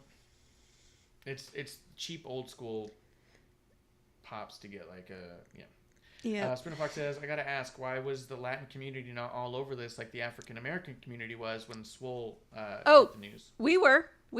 If you were looking in the right spaces on Twitter, yeah. I mean, Latino women, Mexican women, we were, saying stuff on Twitter, but it's like, what are we up against? We're up against the AEW crowd, which is going to defend it. I mean, the same as, I mean, you could say any other company that just blindly follows. No company's going to be perfect, and we should really be pointing out when they're not. Not for the sake of shitting on them, but this affects the entire community, right? We don't want to see more of this in storylines anywhere. We don't. Yeah. But if you want to see people not reacting to anything, obviously, I don't know where my Asians are at, but the Useful Oriental by JR. I actually was a kind of hot topic. People were saying, "Oh, is she crying about this shit again?"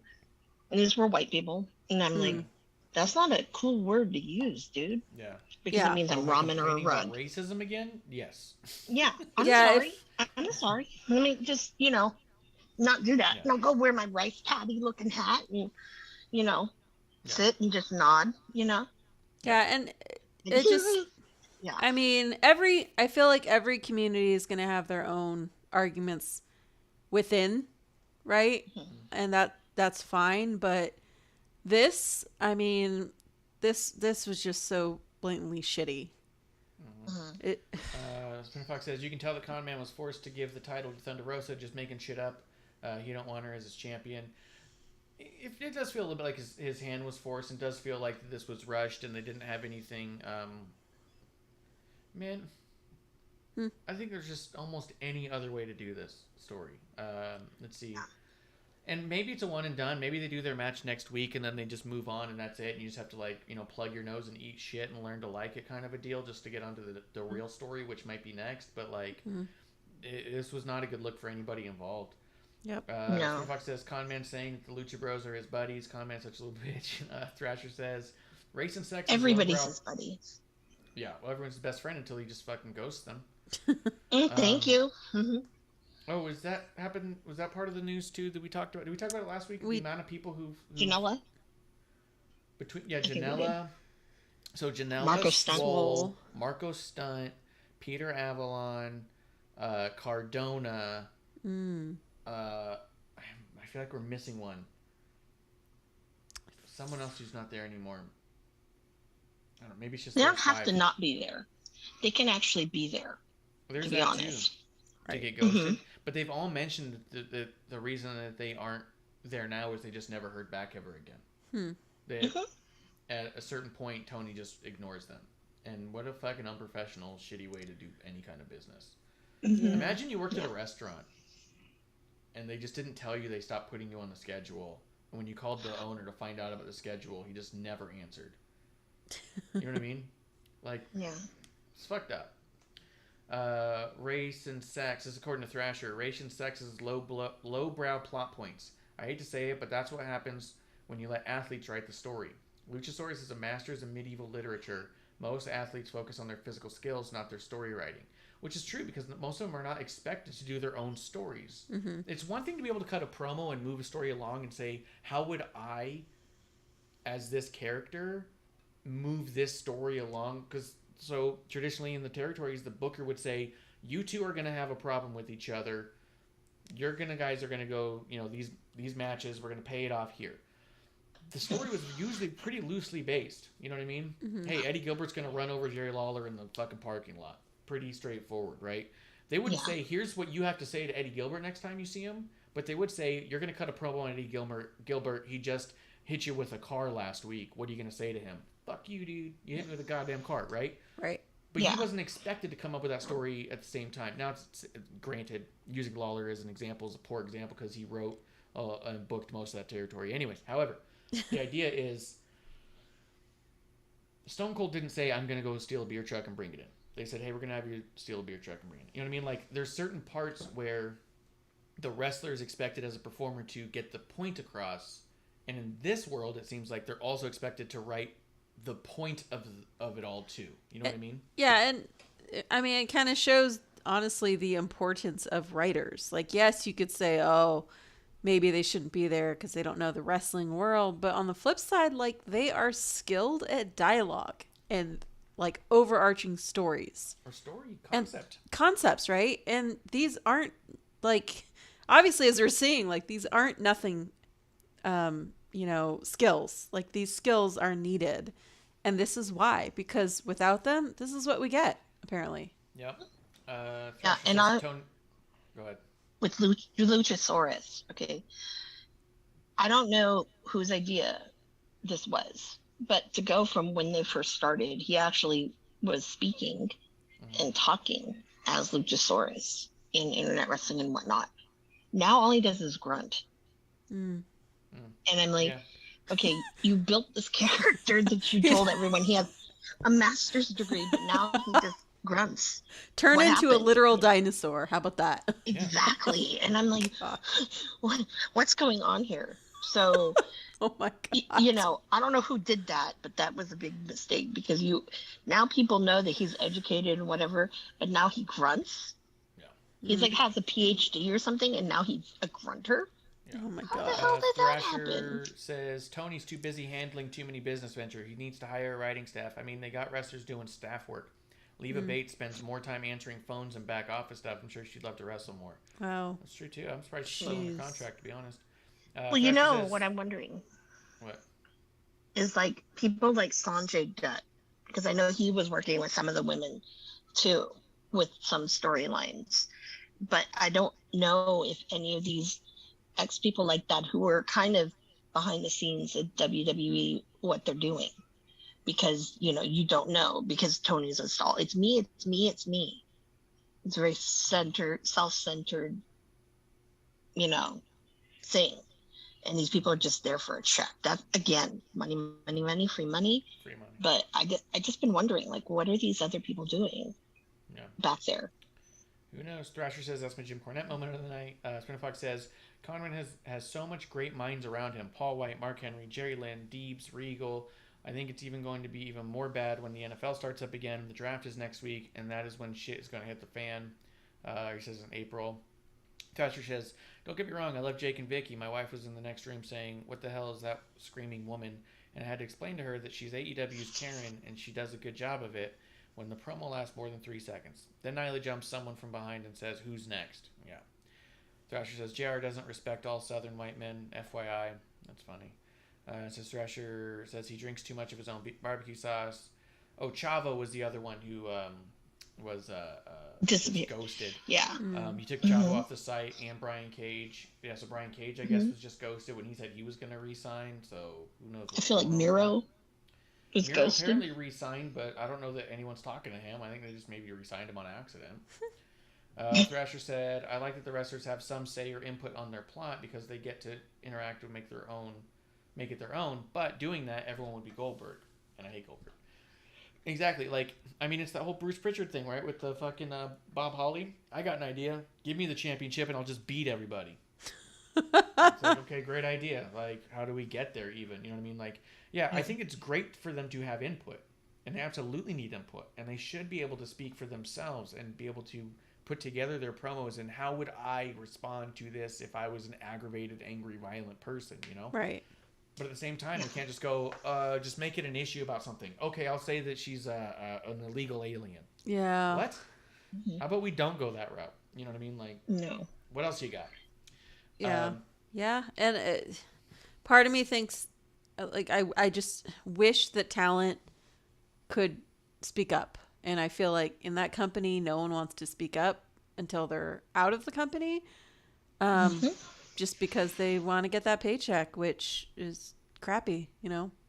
It's a crappy situation. Or, yeah, they don't want to be on TK's bad side because God forbid you are. You're going to get ghosted and you're going to do whatever.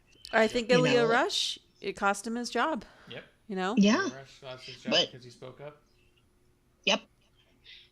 But that's a gamble you take with Leo Rush because he's going to speak his mind, you know? And Not always a bad thing. you know, no, Yeah, it's but not. I That's also why I thought love that was AJ the point of Gray. AEW. Yeah. The point of AEW was that here's guys like a Leo Rush, here's guys like a Peter Avedon, like a Joey Janela, here's guys that would never make it in the WWE scene, and we want to prove that WWE is wrong about these guys. Yep.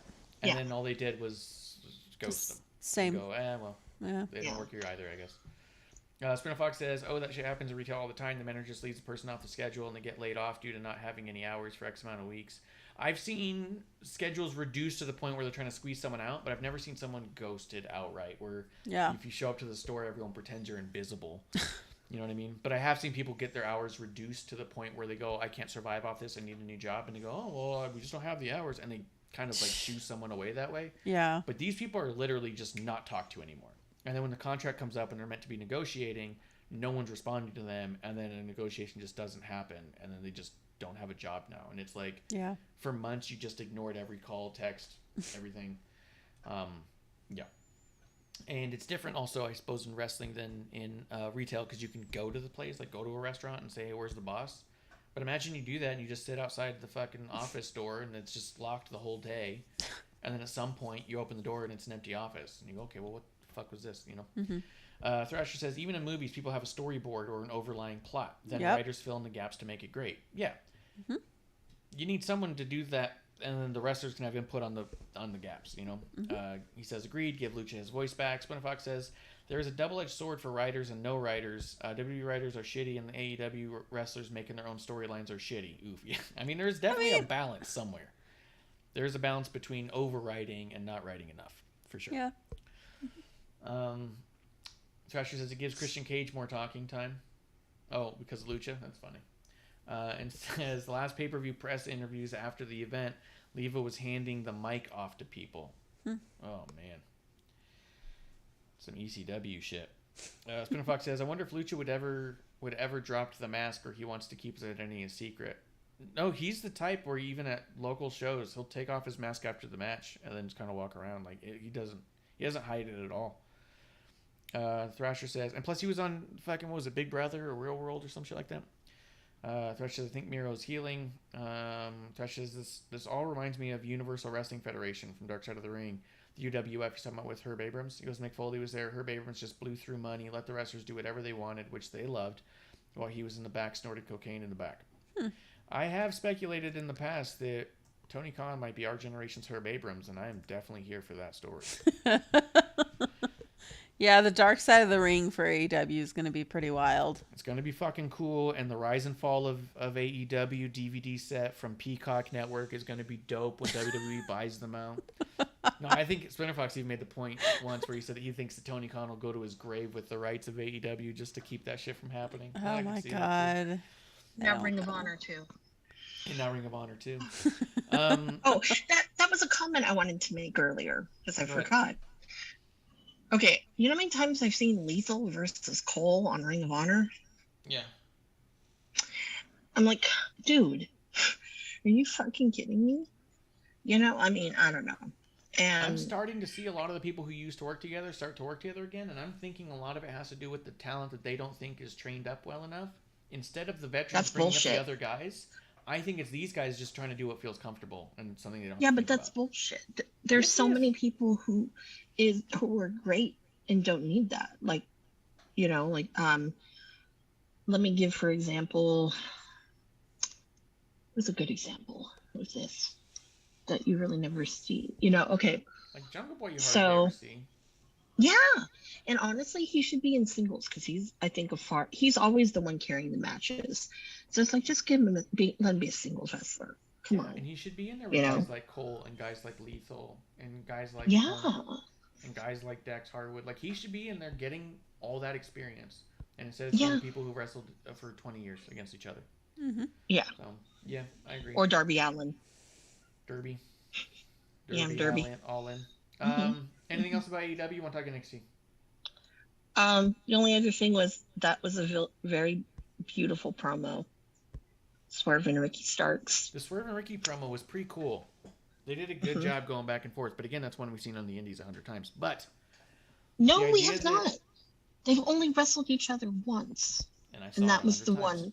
I watched the one. You clip saw it of 100 times? The one clip. I watched it over and over. Don't listen Okay. to people. It was a fantastic half-an-hour match. It's on YouTube. Inspire Pro. It was when Swerve was doing his goodbye tour.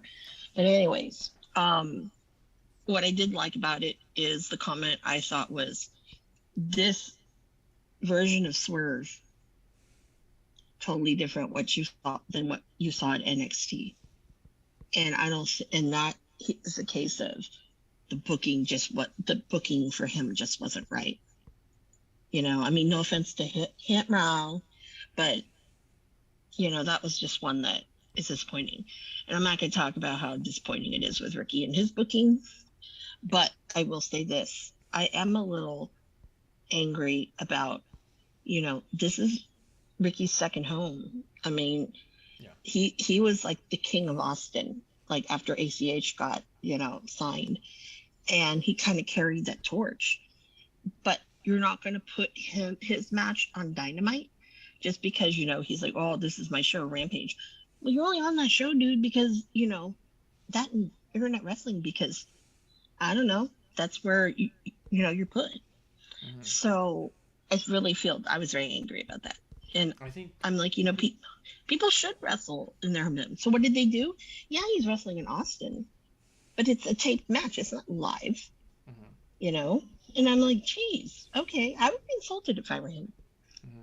But I was insulted as a fan. Like, wow, you let Thunder Rosa wrestle on Dynamite in her home. You let CM Punk run Chicago when there are other people from Chicago who don't get, you know, like the Captain Sean Bean, Yeah. you know, things like that. So and Jersey, there was no Janela. Yeah. What? I digress, but just saying. But it was a very beautiful promo, and pretty I'm cool. kind of excited to see the match. It probably is the main event, I believe. I For think Rampage, it should be. If it's I not, will- then that's, yeah. I think it's let's see. Well, in the chat, Spinner Fox thinks ROH is gonna be the PC after the Super Showcase in April. It's possible. Thrasher says Powerhouse. Sorry, just had to say it. Spinner Fox says Swerve and That's Ricky's gonna true. be no contest. I'm calling it. Swerve loses. That is a big mistake. I think either Ricky wins or it's a time limit draw. I think those are the only ways it would go. I don't think they're gonna let yeah. Swerve win. Well, he might eventually, if they really decide to continue this with him and Ricky, Mhm. he could. He And that could but be, not with the FTW title on the line. Which also doesn't mean maybe. anything right now because it's for Team Taz. It doesn't and mean Taz isn't anything. around them. Taz is. Most of the time he's on commentary. He doesn't go to the ring. He's never gone to the ring with them. Yeah. Usually it's Hook. But even sometimes Hook isn't around. So you get the comedy stylings of Starks and Hobbs. Yeah. That sounds like a buddy movie. But yeah, I don't know. But Keith Lee, that's one I think that's going to get in big trouble. Yeah. Bigger name. People love him. But what's he doing now? Yeah. You know? Yeah. I like Keith Lee. So. Yeah, It's a Grimmer says shame. you can't lose in your hometown if you don't wrestle. So it's a good point. But you should. Or at least be on some part of the TV. Spinner Fox says it would be wild if Swerve takes the title, but he also wants them to retire the stupid title. Yeah, I think that, and I also would venture to disagree with your concept that this is a different version of Swerve than NXT. I feel like when he got to NXT, he was really not sure who his character was. This is a really fleshed out version of where he was taking the Swerve character. And I do think the booking when they got to SmackDown sucked and came to an abrupt end. But I think that was his vision for it moving forward. I think he got his grounding in NXT and on SmackDown of this character specifically. And I think this is an extension of that. I don't think it's the void of that. No. Because, I mean, I've seen Swerve a lot because they used to go up to Defy. And that's the house. That's truly Swerve's house. But I think that because he had all of this. And it was that cool kind of charisma. I mean, and it's one of those things where it's like, God, like, I just don't think they did him justice. It's like Ricochet. Like, you should have waited. Even though he still has his belt, right? Yeah, he's got the Intercontinental. Yeah. I mean, but he's horrible on the mic. He is one that's like, if you want him to go, you need to, let people... you need to strengthen people because it's not just all about 460s or 48 or whatever the hell those are. Yeah. 450s or I hate math. So, Yeah. But yeah. But I don't know. I guess that's where you and I will agree to disagree with that with Swerve. Snore, you gotta turn the mic off.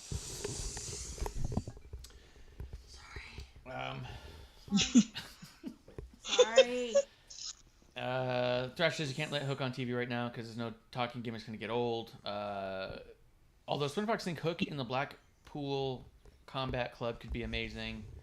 It'd be funny to see how Taz would respond to that. Oh, that'd be great. That'd be great. But I'd rather see, I'd rather see, Hook eat chips. He doesn't need to talk. He can just eat chips and then offer the bag to people and they don't want it. Okay. Sure. I don't care about anything Hook does, but yeah. Anything else on AEW? Nope. NXT opened up with the Carmelo and Trick Hayes thing. They had like a promo out front, which I thought was a pretty solid job. But then we got straight to Roderick Strong in the ring, and we got Roderick Strong versus Solo Sikoa. Yeah. How fucking good was this match? Oh my God. I kind of thought in my mind, Roddy's not going to win. And then when it happened, I'm like, oh, because Solo Sikoa is that freaking good. And they just had a really good chemistry with each other too. And, again, this is another episode of 2.0 that I really enjoyed. There were some things, yes, I'm like, no. But for the most part. But yeah, and this was one of the highlights, I think. Yeah, I thought this was amazing. And I was like, I guess I wasn't surprised they put on a good match, but I was surprised at how good this match turned out. You know what I mean? Oh, yeah. Mm-hmm. Like, it was awesome. And seeing Solo get the win was fucking great. Mello and Trick on commentary I thought was pretty solid. Escobar coming out, being a smart ass. Yo, that fucking ladder match is really plotting out to be incredible. Like, I mean, the idea that we already have Santos, Solo, and Carmelo in the match, I was like, as a triple threat ladder match, that's already insane. You know what I mean? Oh, yeah. And, what's interesting with Mello is I think that every week him and Trick gets better and better and better. Like, I think that there's no denying that, I mean, once he moves up, I mean, he's going to be a hit as long as they book him. But, I think it's he's fantastic. I mean, not to say he wasn't, but when you're on the indies, you don't get to do promos and stuff, or even kind of do commentary. So I think that was really great to see. So. Yeah. No, they were awesome, and yeah, I'm so excited about what Solo's up to.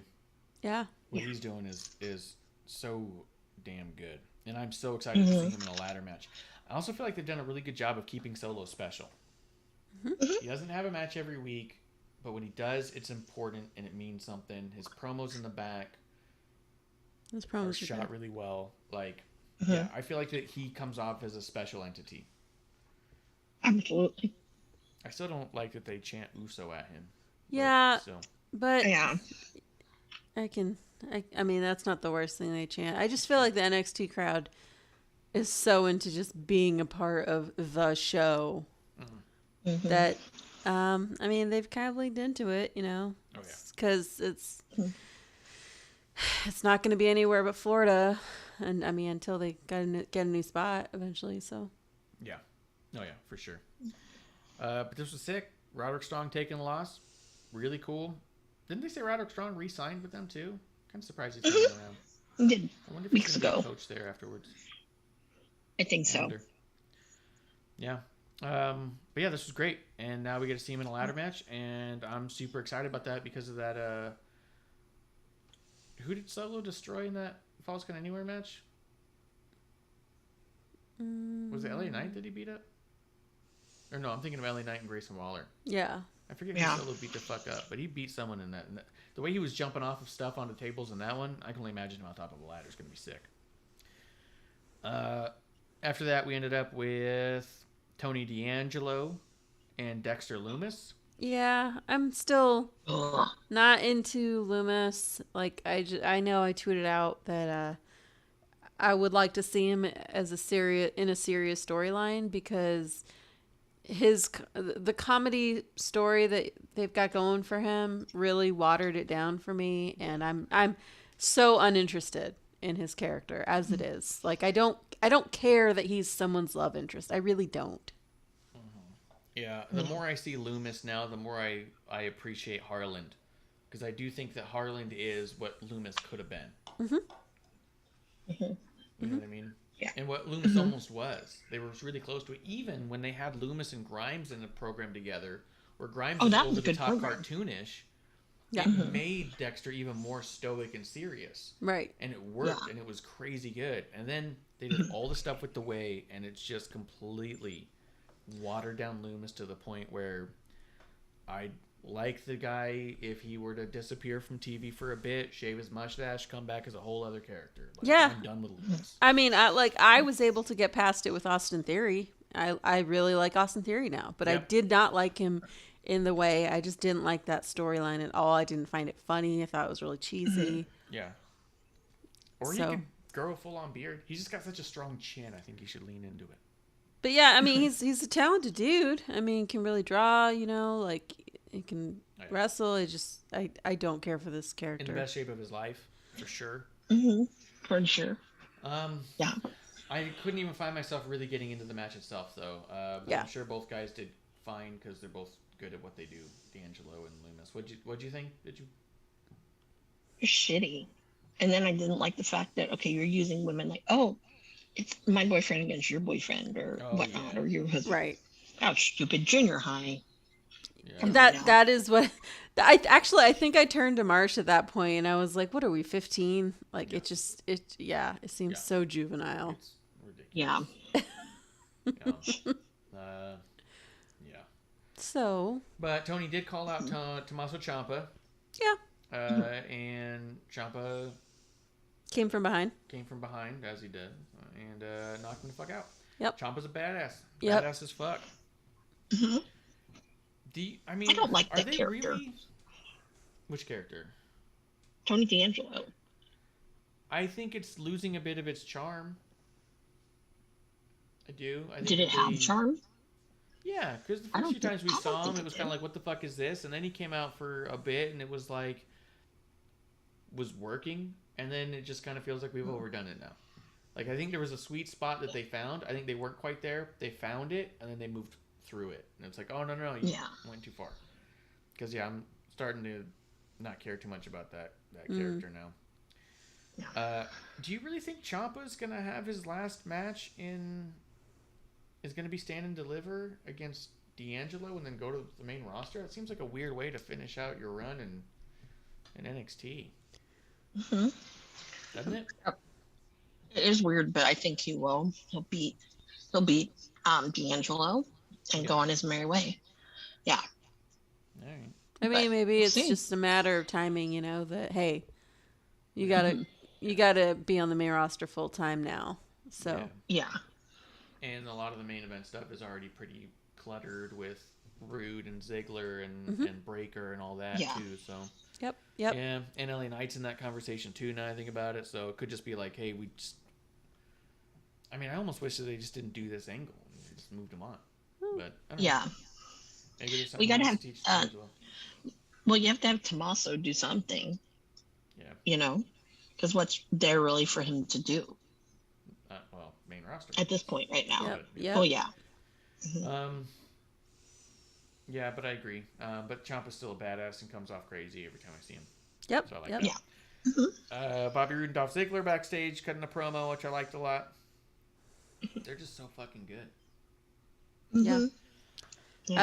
I love the entrance. I mean, I'm a really big Bobby Roode fan, so it was funny because last week I remember being like I might have I turned to Marsh and told him man, I miss the entrance. I know it's more about Dolph now, but I just loved his entrance, and they brought it back, and I loved it so much. It was so great. I always felt like on the main roster he kind of didn't get as much attention, and I feel like he's getting that now on NXT, and I'm really happy. Yeah. Really And happy the for match that. he ended up having with Braun Breaker was fucking great. Yeah. Yeah. Yeah.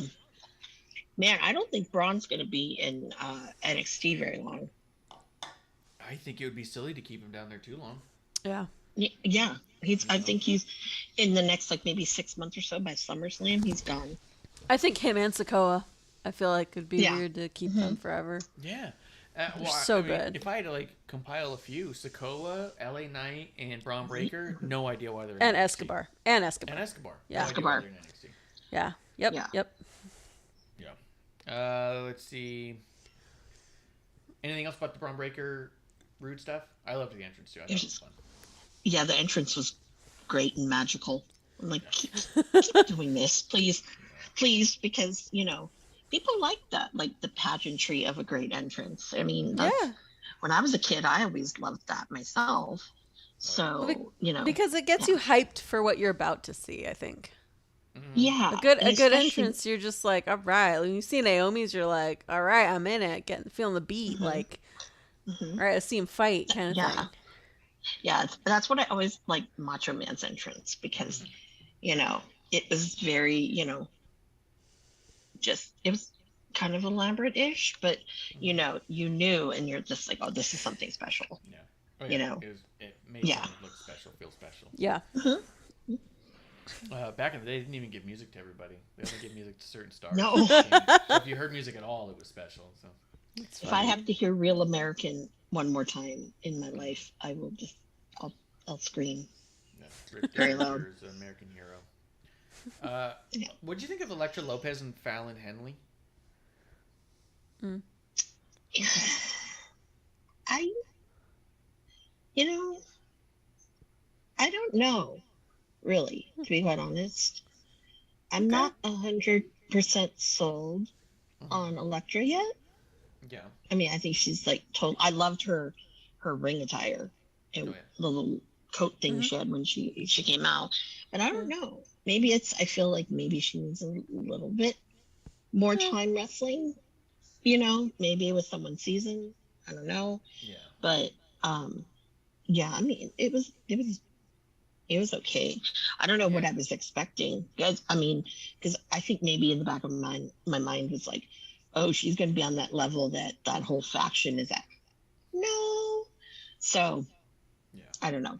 So that kind of disappointed me, but I shouldn't have thought that. I agree that it was all right. It wasn't something super special, and it did feel like two wrestlers in developmental. This felt like a developmental segment where it was like, okay, here's people who are figuring it out, getting a little bit better. Nothing was bad. Yeah. Nothing was incredible. It was just kind of a solid do the thing. I did think it was really weird Fallon Henley, her gear. It wasn't quite gear at all. It was almost too mismatched for me, right? So she had like boots and kick pads. Yeah. She had jean shorts and a belt with a belt buckle. And she had like the most plain random tank top. And I was like I could get behind the idea of making her a country girl, having the cutoff jean look. Jessica Simpson kind of look, yeah. But then the kick pads next to that was kind of like, that's more of a martial arts thing, so that doesn't quite fit. I'd rather traditional boots, I think. And then the top was so plain that I was like, I almost would rather like a typical gear top, sort of like an Alexa Bliss top. But then maybe give it like a pattern, like a red bandana or something. Yeah. I get what you're saying. You know what I mean? Because then it would just look like a country girl who's wrestling. This looks like a fan ended up in the match. Yeah, that's what I thought. It kind of, and I turned to Marsha and I was like, maybe this was so last minute. Maybe whoever was supposed to be in this match, like something happened, is the impression that I got. Yeah. Just because I was like, this doesn't even look like gear. Like, and it didn't all match the same way. Like I said, the kick pads with everything else didn't fit. Yeah, it looked like a regular outfit. Like, besides being like, oh, it's like beachwear, like super short shorts. But it didn't look like gear at all. And not in the way that Wendy Chu doesn't have gear, you know, because she's got her look going for her character. This looked like very, very just like, I don't know, last minute. Yeah, it looked like you didn't know you were wrestling. That's why I thought it was a fan. I mean, honestly, like I was like, "Who is this fan? Wow. Did she win a raffle?" You know, and I mean that's the first thing I thought. I mean, did she win an NXT raffle, or hey, whoever she was supposed to wrestle didn't show up? Who here wrestles? Hand raised. Yeah. Okay, you. Yeah, that's what I thought it was. That's what it kind of felt like in that look. Now I will say, as far as her wrestling went, she did good. Yeah. She was solid in there. Yeah. But that first, getting past the gear thing was weird, Yeah, I couldn't get past it. Yeah. I was like, okay. Yep. Good fan wrestler, but I'm like, overall, I like. Thinking, You're thinking what? Sorry.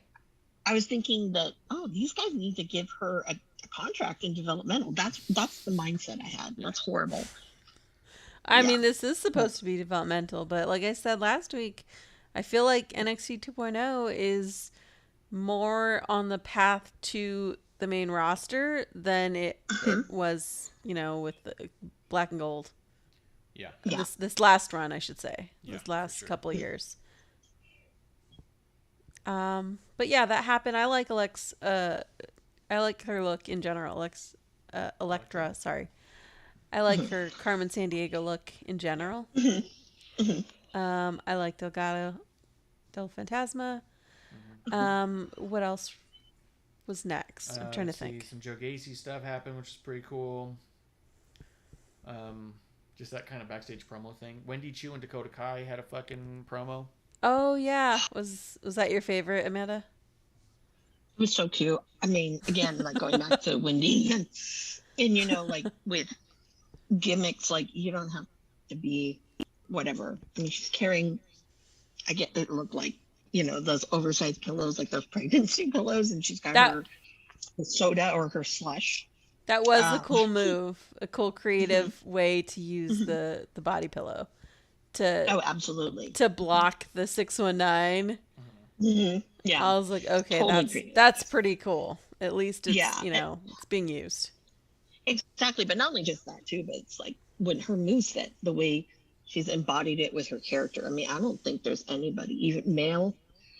I don't think there's anybody who's really doing that at all, where you see that true character of themselves come into play. Maybe Luchasaurus, but that's a stretch. But it's very natural for Wendy Chu, and I just love it. And her and Dakota, actually, I hope they keep them together for a little bit, because I really enjoyed. Well. They definitely work well, and Dakota's kooky, whatever she's doing, it works well, and I hope we see more of them together. I'd like to see that. Yeah, I mean, if we're gonna shoot to the main event for sure, it's almost funny. Like, I almost hate how much I love Wendy Chu's music. You said that when she came out. Yeah, because I think her music is so damn good, and I think it's so ridiculous at the same time. It's like I hate that I love this so much.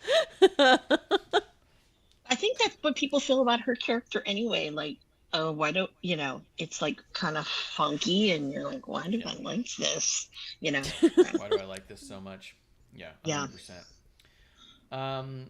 I don't want to shoot to the very end of the show though, so I'm going to go back a little bit, and we'll talk about a couple matches, and then we'll talk about kind of how the show went off the air there. But before that, let's see. There was a couple matches here. All the Indy and Persia stuff sucked. But also, Dexter had a drawing of Gunther, and the idea of Dexter versus Gunther intrigues me a little bit. Just because if the match can just kind of happen in a bubble, I'm okay with it. But I'm curious because they're both big, mean motherfuckers. I was much more interested in LA Knight and Gunther. Yes. Mm-hmm. Yeah. That's going to be match of the night, I think. Sorry. Oh, sorry. Yeah. But Andre Shea stuff I didn't really listen to. But then we had A-Kid versus Grayson Waller.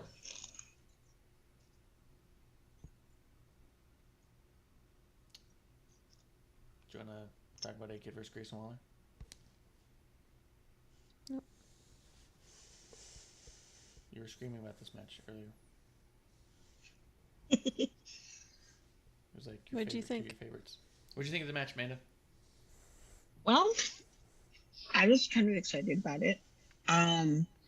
Just because A-Kid, I mean, Jesus. I mean, he's just so athletic, and just when you watch him, that's other level. And, it actually surprised me a little bit because I didn't think with Grayson Waller. I just think he has these ridiculous, like, whatever, these storylines, and then with the big Indian guy, I'm like, I don't know. But, it was a little bit more, but I think it was, I expected A-Kid to be how he was, and he was. Yeah.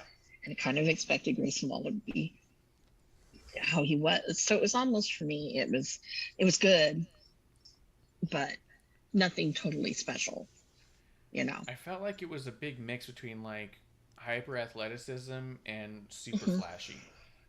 Yeah. You know what I mean? A lot of Grayson stuff is very flashy and like even him going to the ring, you just kind of go like, God, that dude's got so much energy, Yeah. And A-Kid fucking was basically a koala in this match, climbing up and around Grayson, getting holds on stuff. The fact that he was able to take that stunner and like show up, like flip behind him and end up in a chokehold behind him, like it was wild the shit that he was doing. Yeah, it kind of reminded. When I saw A-Kid, I was thinking like, man, he'd be like, it's a shame that Daniel Bryan isn't still with the company because I could see them having killer matches, like, or even like Butch. I could see him having great matches with Butch. I know throwback to NXT UK, but I mean it's really a great showcase. Again, I like what I think is the real developmental NXT UK, because they really just do have all these great talents that I'm really happy to see. I'm really happy to get more eyes on them, because not a lot of people watch NXT UK, but they just got some gems, and he's definitely one of them. There's a reason he had a title for quite a while. So I'm hoping to eventually see him on the main roster, because I really enjoyed him. Yeah. No, yeah, he's wild. Which match I really want to see? AEW, but I know it's probably never going to happen. I want to see Bryan Danielson versus Toothless Timmy. Yeah. Book it, please.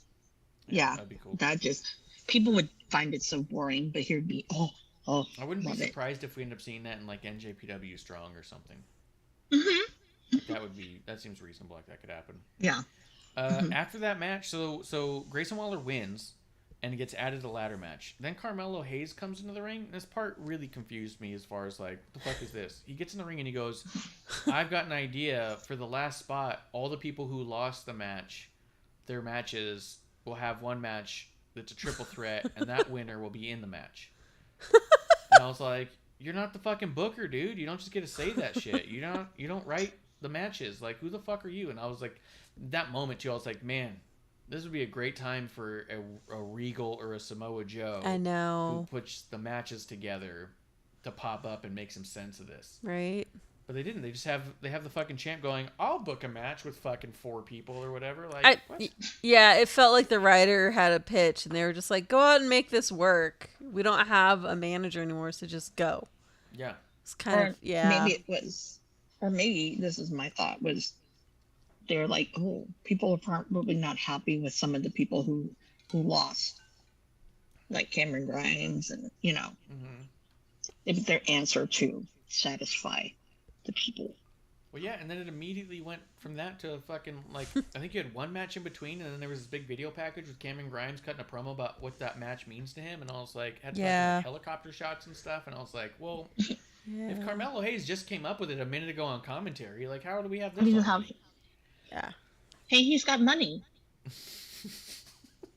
So, if he wants to go to the moon now, he's got helicopters on standby. So, don't mock the power of Cameron Grimes. That's a good point. Serena Fox does say he needs to make the Wendy Chu song his alarm music. I think it'd be perfect. Let's see. We had the Creed brothers and Grizzly Young Veterans, which was fine.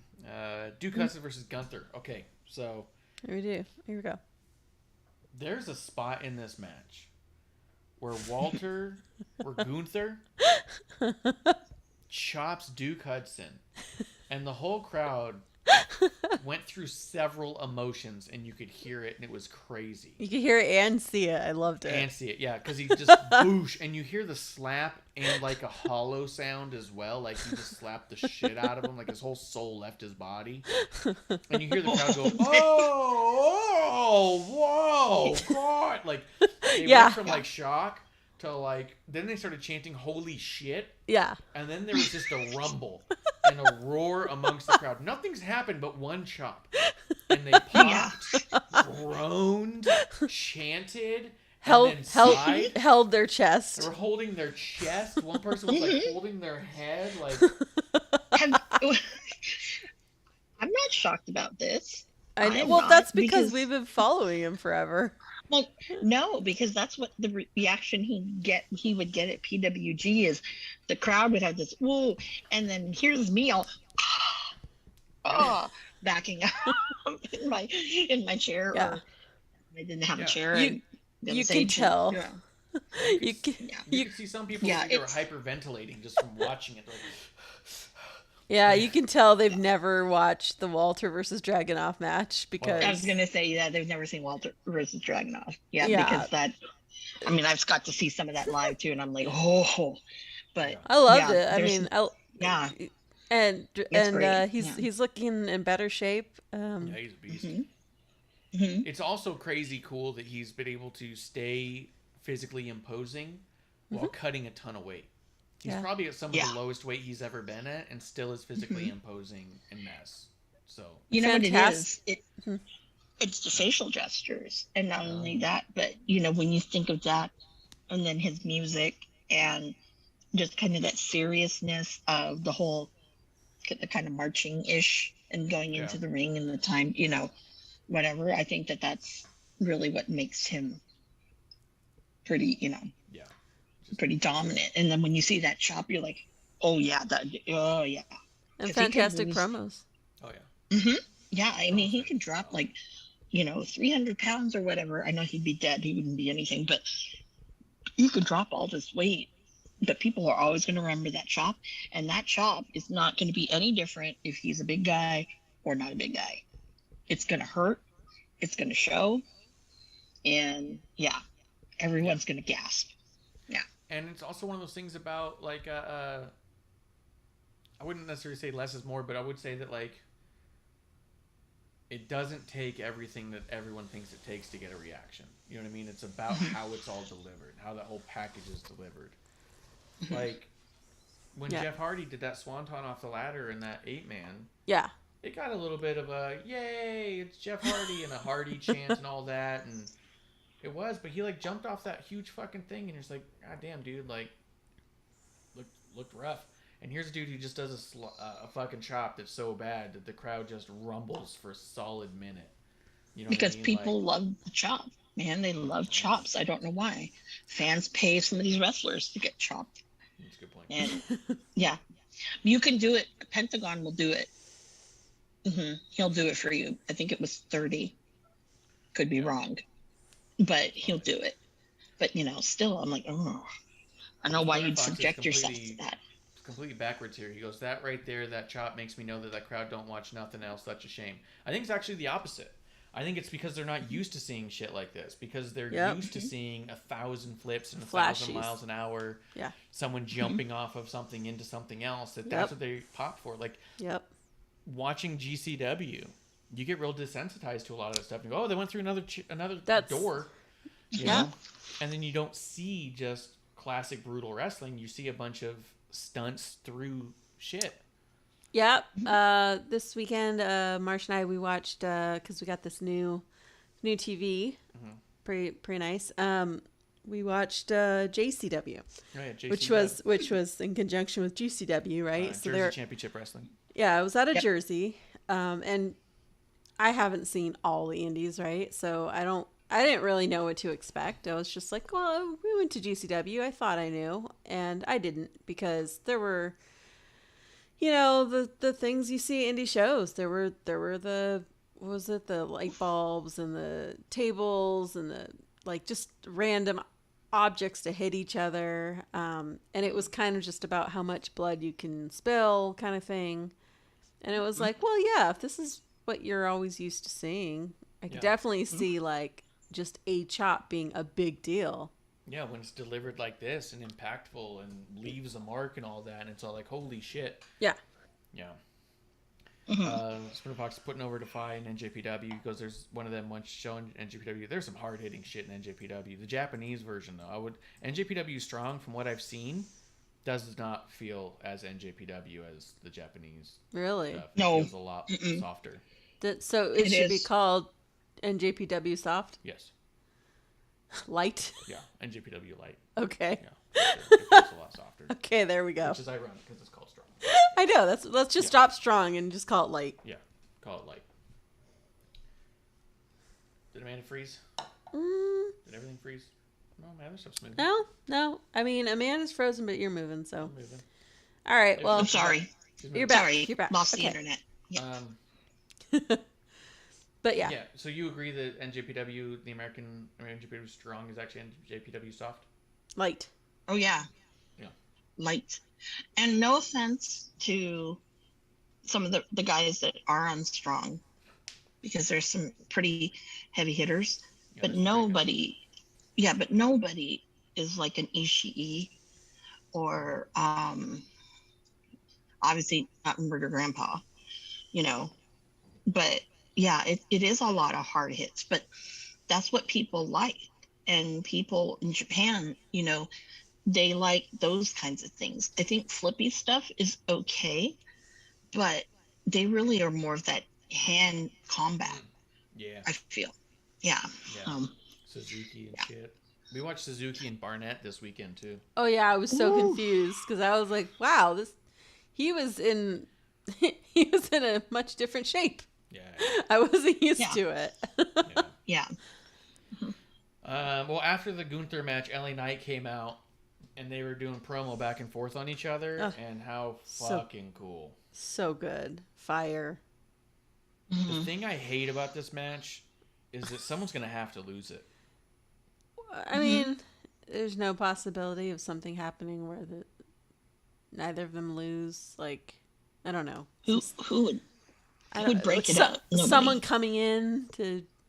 Waller's already moved on. I don't think they're in any kind of a thing. LA Knight's not doing anything with anybody on the main roster. Gunther neither. I loved that MSK came out to help LA Knight because the idea of MSK and LA Knight is a bit of a faction even for a short period of time. Just fucking sign me up. MSK Knight. Or would it be MS Knight? You know what I mean? Yeah. MS Knight. So I think I would do it. Yeah. Yeah. What do you think about this, Amanda? Oh, well, you know me. I love LA Knight, and I'm really, again, so glad the crowd's finally behind him with this, because it was like, God, you guys don't know what you have. Oh, yeah. You know? Yeah. It's like, you don't know. It's something very special. And so, let me tell you, I think that stand and deliver match, this is going to be match of the night. I'm sorry. There's nothing that's going to compare to that. Yeah. And I would hate that it was booked lower on the card, because it should be pretty much, I think, before the main event. But that's just me. Yeah, 100%. Or it's face it, because it's the one match I'm looking forward to most. Although I do think that the Ziggler Braun Breaker thing's going to be dope. Just because they've already had good matches before. But yeah, I think that Gunther and LA Knight, that's dream match right there. Yeah, that's awesomeness. Yeah. And then at the end of the show, we had that tag team match, which was fucking killer. And then here's the stuff I wanted to talk to you about, if you noticed. So after the match, Io and Kaylee Ray win the match. Mandy Rose and Toxic Attraction go into the ring, and they talk some shit. And then Kaylee Ray says some stuff. Io says some stuff. It was a little hard to keep track of all of it. But ultimately, he said, we're going to trade in our title shot for the tag title to both join the women's championship match and make it a fatal four-way. Instead of Mandy versus Cora, it's going to be Mandy versus Cora versus Io versus Kaylee. Which makes no fucking sense at all. And is a total mess. But something I noticed, and I want to know if you noticed this too. Gigi Dolan was very deliberately not involved in any physicality. As they were talking shit, and Toxic Attraction goes to get physical with Kaylee and Io, it's Mandy and JC Jane who rush forward. And I even said, where's Gigi? And as the camera's going around, you see her walking to the corner and going down the steps, and you see her walk over to the ramp. She walks away from the physicality. She's never done that before. Then Cora Jade comes running in to even the odds, which aren't uneven because Gigi walked away. Cora runs right past Gigi, doesn't even knock her over to equalize, right? And then get one over. She slides in, does some stuff, and then they chase out Mandy and JC. Spinner already knows where I'm going with this. I think Gigi's injured, and this was their way of making sure that the NXT Championship match, or the Dusty Classic, didn't, quote, mean nothing at all. That those winners are still going to be at Stand and Deliver. And the only way they could do that, because they can't defend the tag titles, if Gigi is hurt, put him in the main event. Grim Reaper said I saw the same thing. Gigi might be hurt. That's what I think. I think Gigi's hurt, can't wrestle, and this was a pivot. I don't think the plan was ever to not have Gigi and JC defend. I think that Gigi's hurt, and this is their answer. How do we get these women on the card anyways? Mm-hmm. What do you think? What do you think, Amanda? Yeah, well, I was confused. I'm like, what the hell is this match? I'm like, so who wins and what do you win? So yeah, that's where I was really confused by. But I do agree. I think that Gigi's hurt, because that's the immediate thought I had is she's hurt, because it's not anything storyline. She's hurt, and it must be something kind of major, semi-major, if she's walking away like that. And if Cora didn't do anything on her way to the ramp, which I was shocked about too, because I thought she'd knock her over or whatever, you know. You can even cause the injury there or something. You know what I mean? Or yeah. Do something where she just falls over and you know what I mean? The fact that there was literally no bump or physical contact with anyone. Yeah.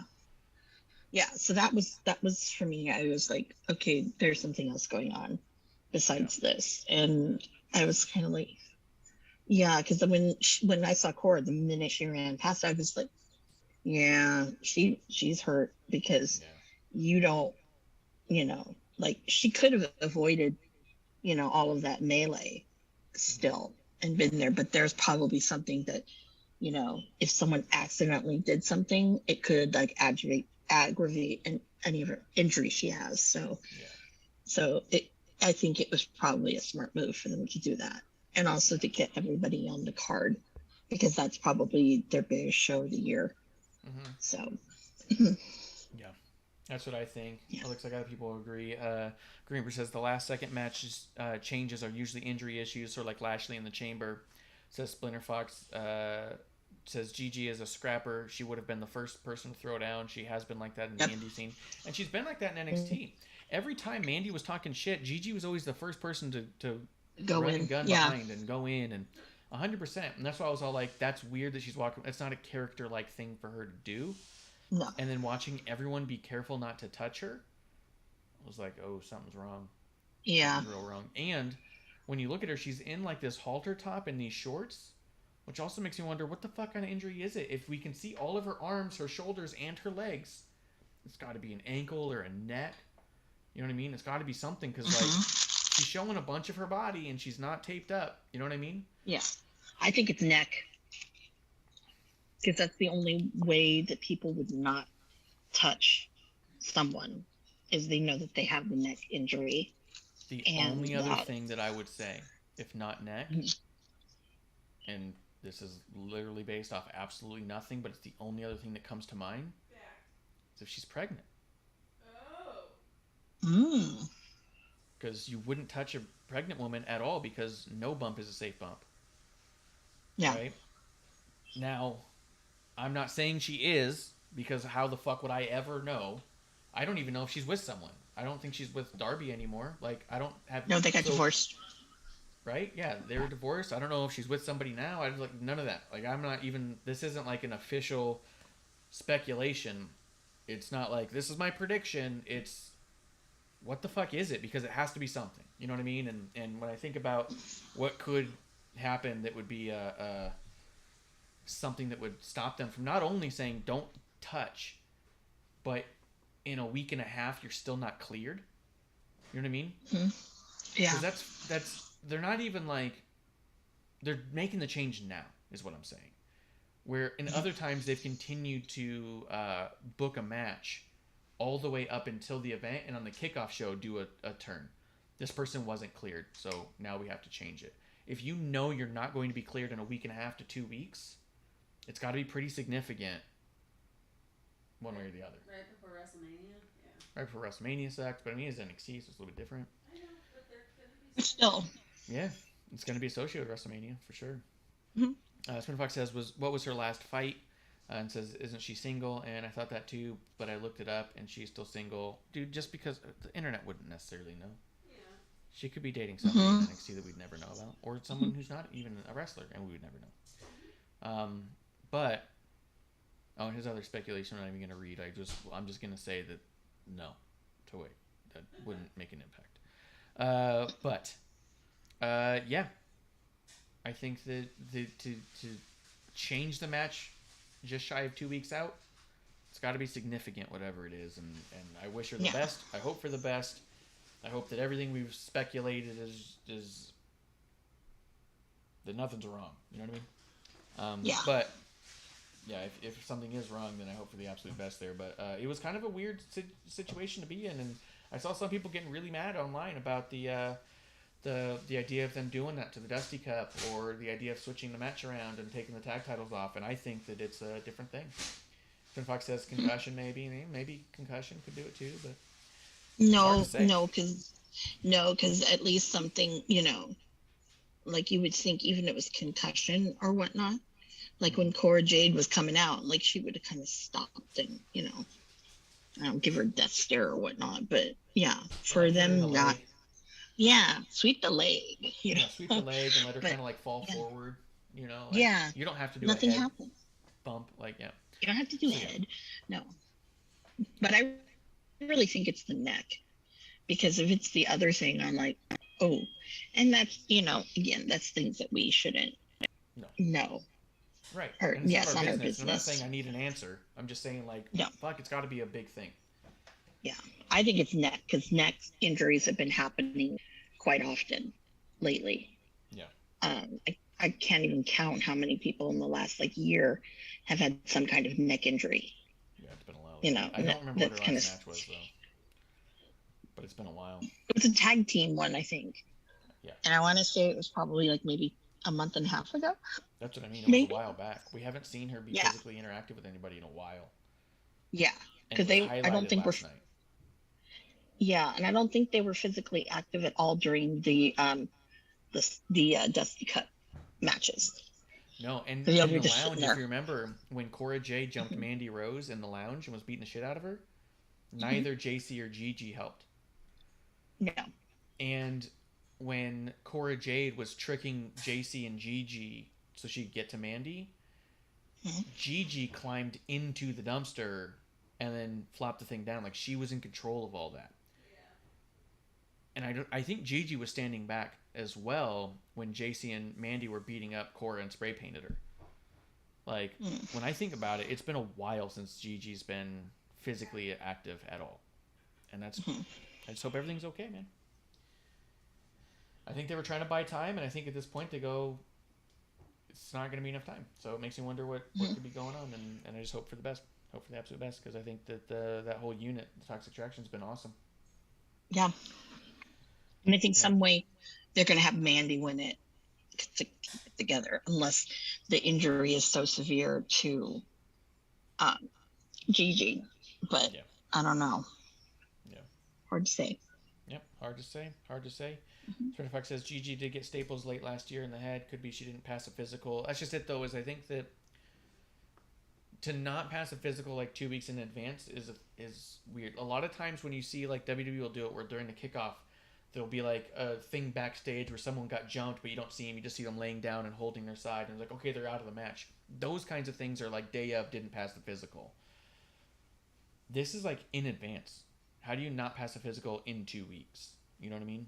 That's and retroactively, the past several months we've noticed no interaction. So I think there's something more than just didn't pass a physical. I think there's more to it, but I don't know. I'm just a schlub. Amanda, anything else that you wanted to say about any of the shows?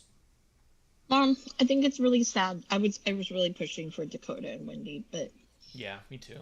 Oh well, I mean, how can you beat Io and Kylie Ray? I mean, come on. I mean, that was a hard one, but yeah, I mean, it's going to be interesting to see what happens in the next 2 weeks, because isn't it a week and a half away? Yeah. So definitely next week will be very interesting to see. I hope we get a good LA Knight promo out of it. So that's my NXT hopes for this next week. And then, of course, I'm excited to see Rampage tomorrow. And I would like to thank the internet community, because I haven't seen any spoilers. Yeah, me neither. Yeah. I was going to ask you if this one was already taped or if this one was a live Rampage. It was taped. Don't they? No, it was taped. Okay. Isn't every other Rampage live and every other Rampage taped? No. They're all taped? No, not all of them. Every once in a blue moon, they're live. Depends on where they are. Yeah, because when they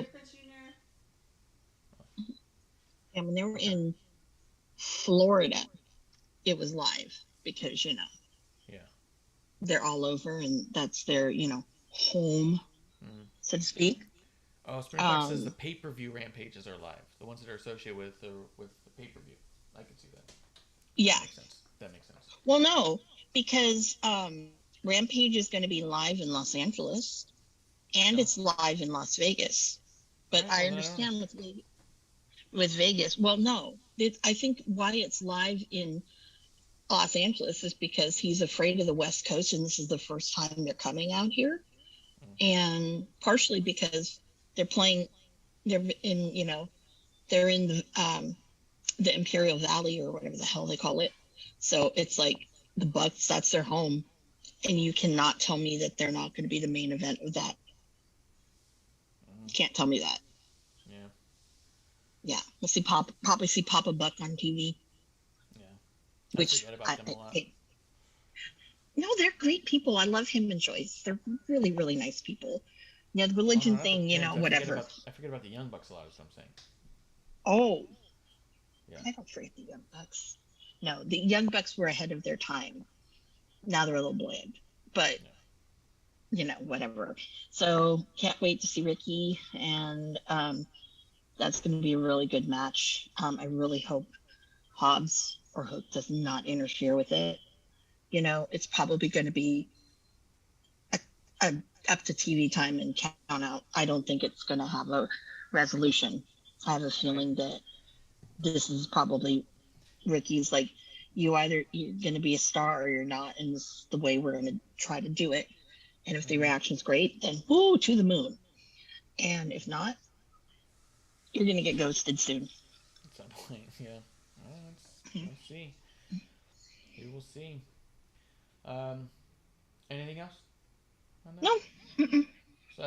That's it. Preacher Lady was screaming earlier, wanted to shout out best friend of the show, Freddie Prinze Jr. Every time he responds to one of our tweets, we go, "Oh, it's our new best friend." He responded to 2 tweets a day, so he's a good dude. And check out his podcast. Also, if you'd like to know a little bit about the writer side of the backstage of WWE, that's what Freddie Prinze did when he was there. Is he was a writer and kind of an acting coach, and he tells a lot of stories about his time there. Really cool. It's called Wrestling with Freddie, and it's really insightful. It gives you a lot of concept to work with, and I think that's even why I think that it's more important. I think more so about the importance of having guys like a Freddie Prinze Jr. in the back of an AEW to help keep that stuff together and working and letting the talent pitch in a lot. Because even in WWE, talked about how much he had the talent pitching in on stuff, Well, it would be cool with AEW is if they got Chris Hero to do it, because his mind is so historical based. And not only that, but the guy is I don't want to call him a wrestling genius, but he is. Yeah. And a lot of things he does, he's got so much respect from everybody. Yeah. And I think that, someone like that would help. And especially with storylines that gives suggestions or, this match, tried to do something like that. And this is why it worked or why it didn't work and things like that. And I think that that's valuable information. Yeah. Totally. I think so. Mm-hmm. Fox says there is a Blackpool Combat Club tee out already. It's not surprised, but go check it out. Take a look at it. I will definitely not be buying it. I don't buy anything through Pro Wrestling Tees anymore. So, I just wish that they. I wish that everyone people feel like they had to go through that. Well, I wish that. Well, unfortunately, if I want Colt Cabana stuff, I have to go through that, and he does own part of the company. Yeah, but I'm just shocked that Ricky still doesn't have his online shop because other people do have theirs, like Ethan Page and Sammy. Yeah, I don't know.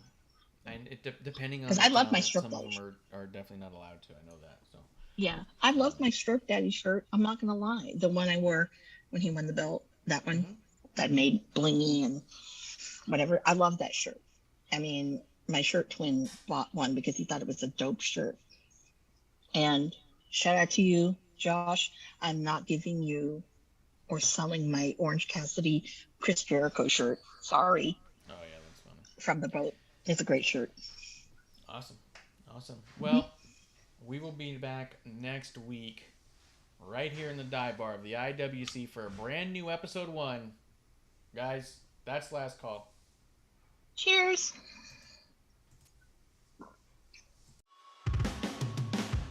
Hey, producer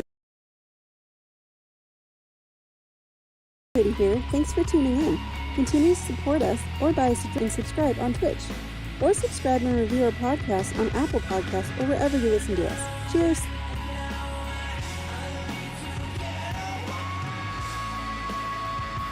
I would never have a drink with wrestling on the rocks.